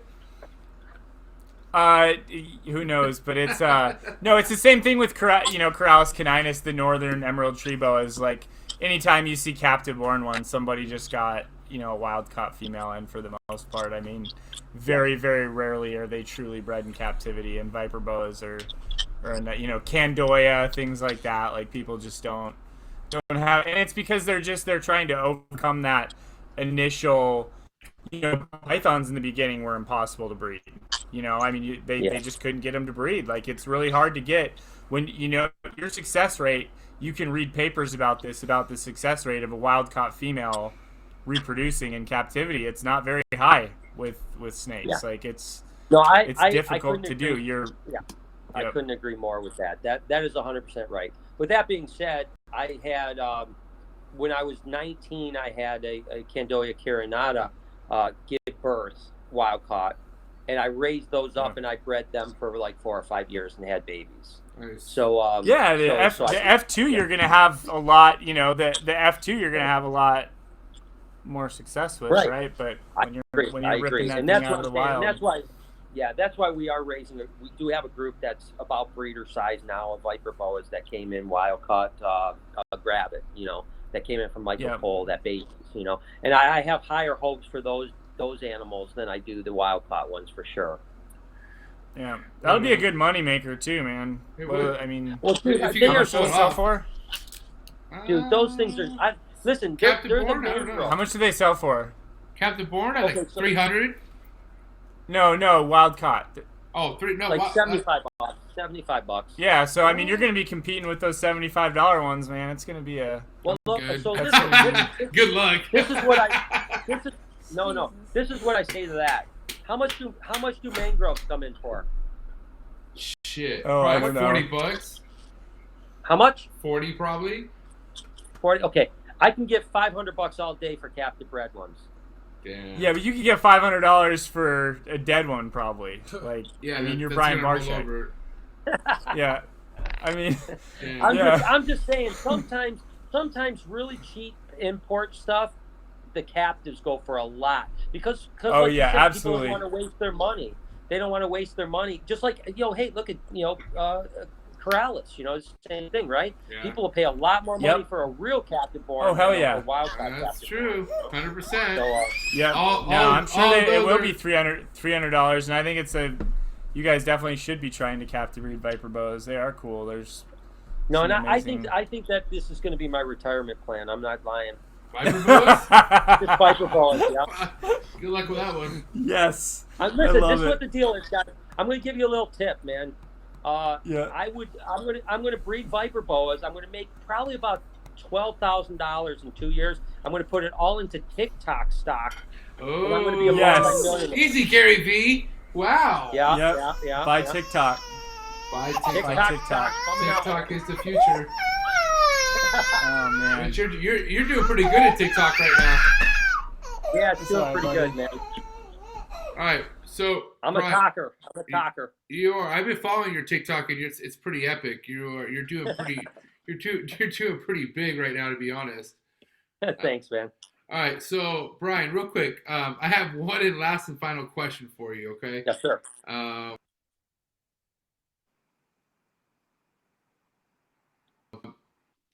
Oh, you're cutting out. No, can you hear me? Yeah, I got you now. All right, you hear me now, right? Yeah. All right. Can somebody be trusted that prefers to wear button-up jeans over zipper jeans? Yes or no?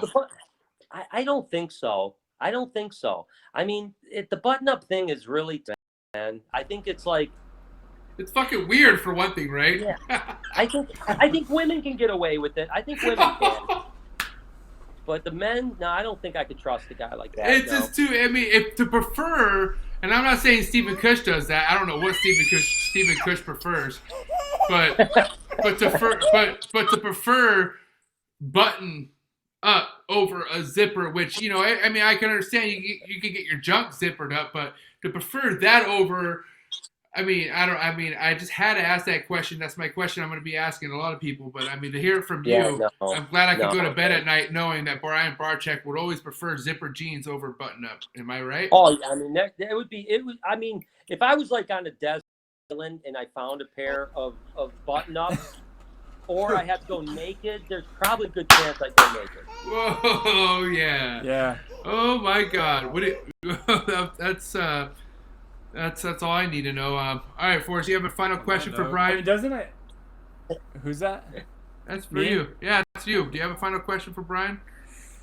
Oh, final question for Brian. I mean, I want to fucking. That was an epic, and I mean, That was so hilarious. good. I don't know how to Oh, follow yeah. up with I'll that. talk Yeah, I about think that. that's a closer. Yep. I think that's a closer, man. No, we appreciate it, Brian. Thanks for. Now, Brian, you No, wrote. no. Brian, we had you on this goddamn channel for almost 3 hours. I mean, I don't know who's getting the bill. I don't know if it's me or Forrest. I hope it's Forrest because I can't afford it. Damn, dude. I But- bill out at $500 an hour, so, man, you guys are going to be drinking. But who do you get your rodents from? Out of curiosity. Rodent Pro. Oh No, wow! just fucking around. Jesus Christ. Cold-blooded Holy cat- shit. cold-blooded cafe, man. Should I hang up now? Should I hang up, Forrest? No, No. no, no. Wow. No, No. Okay. Forrest, That was low. I totally get my Damn. stuff from Forrest. I've been getting stuff from Forrest for, gosh, I don't know. Before Cold-Blooded Cafe was existent, I was Yeah, still it's buying been- from Forrest. Yeah, no, it's been gotta be over a decade. 10 years, right? Yeah, it's got to be more Yeah. than 10 years, yeah. Yeah. Yeah, he basically helped me build my rodent business. And I so, tell you what, man, honestly, no bullshit. Like, you know. it's amazing how far these guys have come, man. I mean, dead serious. I mean, like their rodents are second to none quality. I mean, seriously, Yeah, and that's for not real. just up to him. It's like, I wouldn't even consider, I don't even care if his prices were higher, I would still buy from him because And they're not. And the prices aren't higher. That's the thing. The No, prices they're are not. the No, fucking that's lowest the thing. prices out there. Yeah, well, that's what I'm saying. It's not a price issue. It's a I'm not just quality saying that issue. because I'm on here, by the way. Yeah, no. It's I just been get you. it's been crazy from going from driving Brian rodents from Florida and sleeping in the van. Him and Lori helping me bag frozen rodents and stuff to. Oh my gosh, those where- were the worst yeah. days of my life. The worst Yeah. days of my life were sitting out in the back of my freaking building bagging rodents with Forrest. It was horrible. It was horrible. Yep. I wanted to die it's- every minute of it. It's come a long ways, man. It's been a crazy Oh my gosh, journey, and it's a big difference, man. A big difference. But those were fun times, though. They're fun They times, are. man. I You and Joe appreciate sleeping in my everything. back parking lot, man. Damn, Yep. dude. Yep. The Big Joe, that was awesome, man. Oh, Hey, man. fuck. Steven, you got anything for Brian while we're wrapping things up? I don't think I can top that button jean. I mean, let me ask. I mean, it's I'll never have to ask you that question when I have you on the podcast, like officially, like once we have on your interviewing your ass. Can I just not ask you that question? It's pretty set in stone. You won't trust somebody who prefers button up over zipper. Am I correct? Can't. Yeah. No. It's fucking Who weird. could? Yeah. Anyways, If, all right. if you wear those, you listen to country rap. No. That's straight up. Like, that's yeah. Oh Yeah, my yeah. God! All right, listen, Brian. You're the Yes, sir. you're the fucking man. Period. That's all I gotta say. You are. I know you're honestly you're one of the most humbled, and for where you're at in your career, where you're at this level, you are by far one of the most humbled individuals I've ever met in my entire life. I could be sitting here telling you how much I really feel about you, and I just feel like you really wouldn't believe it. I mean, I don't know, because you are the fucking man. You are a huge legacy, and I appreciate everything you've done for this hobby. I appreciate you coming on this podcast. I appreciate you being Forrest's best friend. I appreciate you being my friend. I appreciate you fucking giving a Mexican like Miguel the time of day from the beginning. Because honestly, I feel like if it wasn't for Miguel, you know, I would have never really got to understand who you were as a person.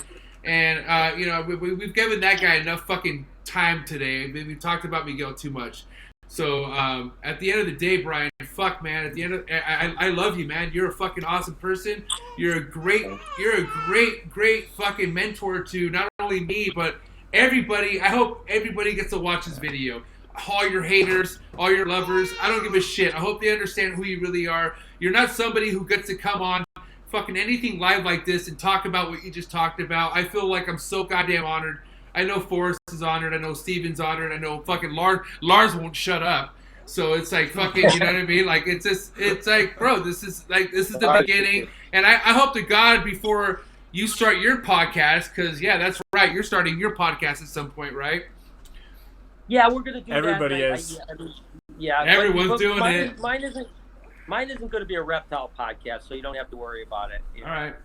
Yeah. Mine's something completely different, so don't worry about that. We'll talk about reptiles. I mean, I want to definitely have Forrest up sometime in studio and do a nice podcast about just adventure, but it won't be not a reptile podcast. I'll talk about reptiles because obviously I love reptiles, but I'll be talking about More a lot of business different or what? things. Yeah, more business, more just experience, more, you know, the idea of my podcast is, you know, mainly when my good friends, like if you guys are up in town or like my famous friends, you know, musicians, sports stars, you know, stuff like that are in town. And the true story will definitely be like how we connected because of animals, right? Right. But it won't be like talking about the reptile business. But I do want to get into a lot more business stuff as well.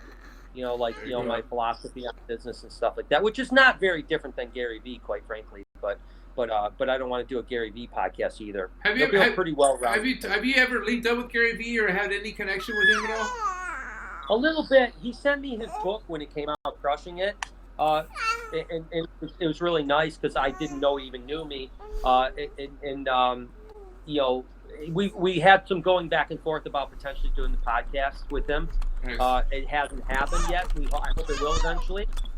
He actually did an Instagram story, which I have saved somewhere, and I'll send it to you if I can find it. Yeah, where he literally, one of his Instagram stories said, it was something, I'll paraphrase a little bit, but it was like, if I was a snake breeder, I'd be winning the fucking game right now. He said, I'd have contact for days if I was a snake breeder. And that came directly from Gary Vee. So I'm and then funny. shortly after that, I ended up, I got over. So I'm assuming that he was talking about me.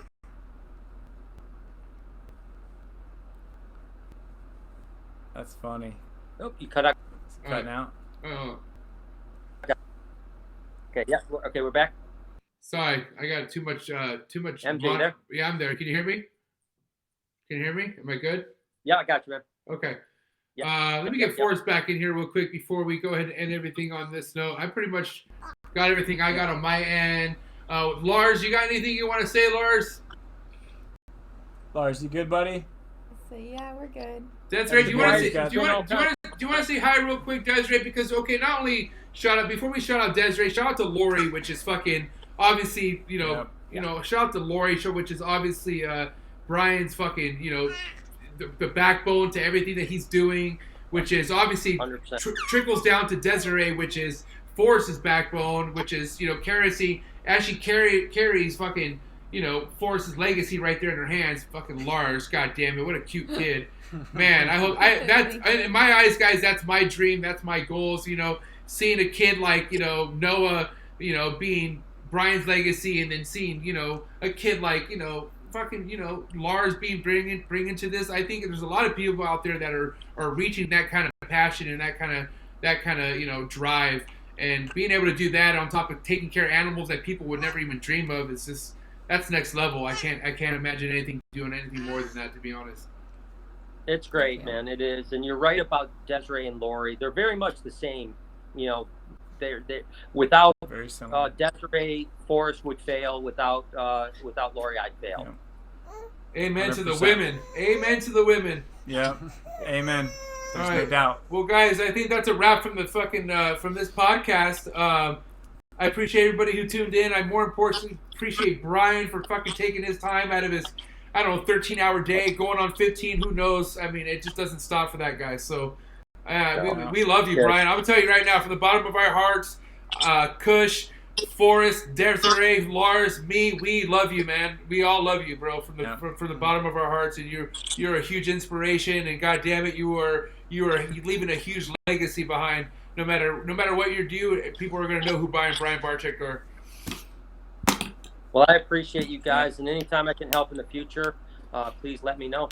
I'm gonna celebrate tonight by eating a fat ass burrito in your name, Brian, and that's gonna be a taco shop I'm gonna take you to when you visit San Diego. Hope you visit San Diego soon. Dude, we're gonna do it soon. I'll be in that area 5 times this year. I've already started the planning. All right. 5 trips to LA/Cali. And we're doing one trip that we're going to start in San Diego with an RV, and we're going to drive all the way up to San Francisco hitting animal spots. Well, I'll make sure I have the places on lock and all the spots reserved and all that other good stuff, because it's going to be good. Trust me. Thanks, man. I appreciate you guys. You could be good. Really had a good time. Forrest, I'll talk to you soon, okay? Yeah. And sounds good, brother. Hey, are we staying on to try to bring on Riley real quick? Is Riley trying to hop on? Do you want to send him an hop invite? on Riley. Yes, anyway. All right, listen. Let's get So Brian. You're Brian. You're good on this. Brother. Trust me. We're gonna let you go. We're gonna have this guy hop in real quick and see what he has to say. Okay, give us 1 second. You have a good night. Okay, Brian. All right, sounds good. All right, what's going on? Yo. What are we doing? What's going on? Yeah, send Riley. Bro, I am send hungry. Riley an invite. I'm trying to eat. Okay, we could do it next time. Do you really want to handle it? Are we handling this right now? Because Lars is pissed. I'm trying to eat. And we're trying to bring Riley on for what? I feel like this is something that should be on Joe Switalski episode 2. All right, if we don't... Here, maybe he'll... Yeah, we'll do it next time. Because if we don't do it on the spot, it's not fun. Now we're going to keep the people wanting, and now they don't even know what the hell is going on at this point. Now we're confusing people. Lars is pissed. You know what I mean? Oh, yeah, guys, either way, that was a good episode. Yep. I'm getting a lot of fucking feedback right now. I think people are not expecting to hear the shit that they heard tonight, but they heard it and it was raw and fucking hey, man. I think it was good. Let's save the whole Riley shit for another night. Trust me. I don't think that's a lot to consume for one night, I think. Okay. All right. And sounds good. We'll give Riley his limelight. His limelight, whatever the fuck. I don't know. He deserves it. I love Riley. He's my homie. I've had 4 Coronas and I don't know how many fucking whiskeys at this point and a lot of dabs. But I'm hungry. I want to eat. I'm like, Lars, don't fuck with me. So, you guys have a good night. Hey, Dave, before I let you guys go, as much as you guys are asking me, Forrest is pressing me, we are going to be on all platforms. Apple, Spotify. We're going to be on SoundCloud. We are waiting to get some stuff in order before we launch our own channel. So I appreciate you guys sticking to my channel for now. We are eventually going to launch our own fucking channel just for the podcast, strictly for the podcast. So stick with us. And we are going to have everything out on all platforms, even all the previous episodes we've done. So hang tight. Obviously, you guys got a glimpse of the whole fucking Riley shit that we're gonna probably reveal to you at some point. So don't worry about that, but it's gonna be juicy. We're just trying to have some fun. Yeah, we're trying to have some we're trying fun to get some with shit things. squared away because I don't want to get too pumped up. I've had some drinks in me, but we're gonna talk about that because I got some shit I want to talk about Riley, which that's my boy. I like Riley. Don't get me wrong, it's my homie. Me too. But Riley's I been got a some supporter of questions me for a long time. I got some questions Good for friend. him. I got some questions for him. Yep. But we'll talk about No that doubt. another night. Follow Zoo Dreams, please. Instagram. Make sure you follow Stephen Cush's Instagram. Everything, all the description below. Desiree's. Lars is going to probably have an Instagram at some point. YouTube channel, I'm sure he's killing it. Yep. So you guys heard a lot about him today. But you guys have a beautiful night. Have a safe night. Don't drink and drive. We'll see you guys next Friday. Oh, real quick, before I let you guys go, next Friday, confirmation. Okay, do you want to talk about who we're bringing on next Friday for us, real quick, before we sign off? Because it's pretty huge. Yeah. So, yeah, it's definitely huge. It's definitely huge for somebody like me. We're bringing on Patrick Holmes, who is one of the most educated, intelligent green tree python breeders there's ever been. So if you like green tree pythons, it's going to be one of those episodes where we're just going to nerd out Fucking on the history and also just his story too. I mean, Patrick has had a pretty intense life. He's been through a lot, so Yep. it's gonna be cool, dude. It's gonna be very cool. Hey, It's I gonna gotta be. go. Nice to talk to you, MJ. Bye, Desiree. Bye, Lars. See you guys later. Peace. So yeah, next week, guys. Next Friday, guys. Don't trip. Make sure you're there. If you're interested on knowing about anything about green trees, this is going to be an episode you don't want to miss. If you are keeping green trees, you don't know who the hell Patrick is, you can't miss this. This is something you definitely don't want to miss. I mean, Forrest is really excited to have this guy on, and this guy breeds chondros, and we all know where Forrest's chondro games is at. We all know where Stephen Cush's chondro games is at. Fucking, they just had a Kofi at fucking lock, or I think today or tonight. I don't know what the fuck. They got some shit cooking up right now. I don't even want to get into that right now, but next Friday, Patrick, fucking green tree python, fucking ex-felon, fucking sickest motherfucker that you're gonna want to know about. I'm telling you right now, this guy is very knowledgeable, and he destroys all the haters on Facebook. I've seen it in person. So this guy's awesome. This guy's got a heart of gold, dude. He's inspiration to anybody that's been through shit like that. So I got so much love for this guy, and I'm looking forward to it because I can actually I'm gonna be learning because this guy, that my level of knowledge is at a 2 and he's at a 10. He is the real fucking deal. So it's gonna be awesome. Yep. Hopefully we had some fun. We got to have Brian on. I hope it was unfiltered. I just keep trying to amp up the unfiltered. That's what it's have about. A little fun, stir up a little shit. So. Yeah. Good. We're having a good time. So next Friday it's gonna go down. Don't fucking forget to subscribe to the channel while you're tuned in. Subscribe, like it, all that other shit. Follow us on Instagram. Make sure you follow the stories and whatnot. We're gonna be promoting the shit out of Patrick's channel Patrick's interview next Friday. So tune in for that. I'm starving. I gotta dip out. Forrest, Steven. Hey, don't go argue with too many crickets tonight, okay? Oh my God, there you go. All right, peace, brother. All right, later, guys. Later. Thanks for tuning in. Bye, Des. Bye, Lars. Peace. Bye, MJ. Peace. Later.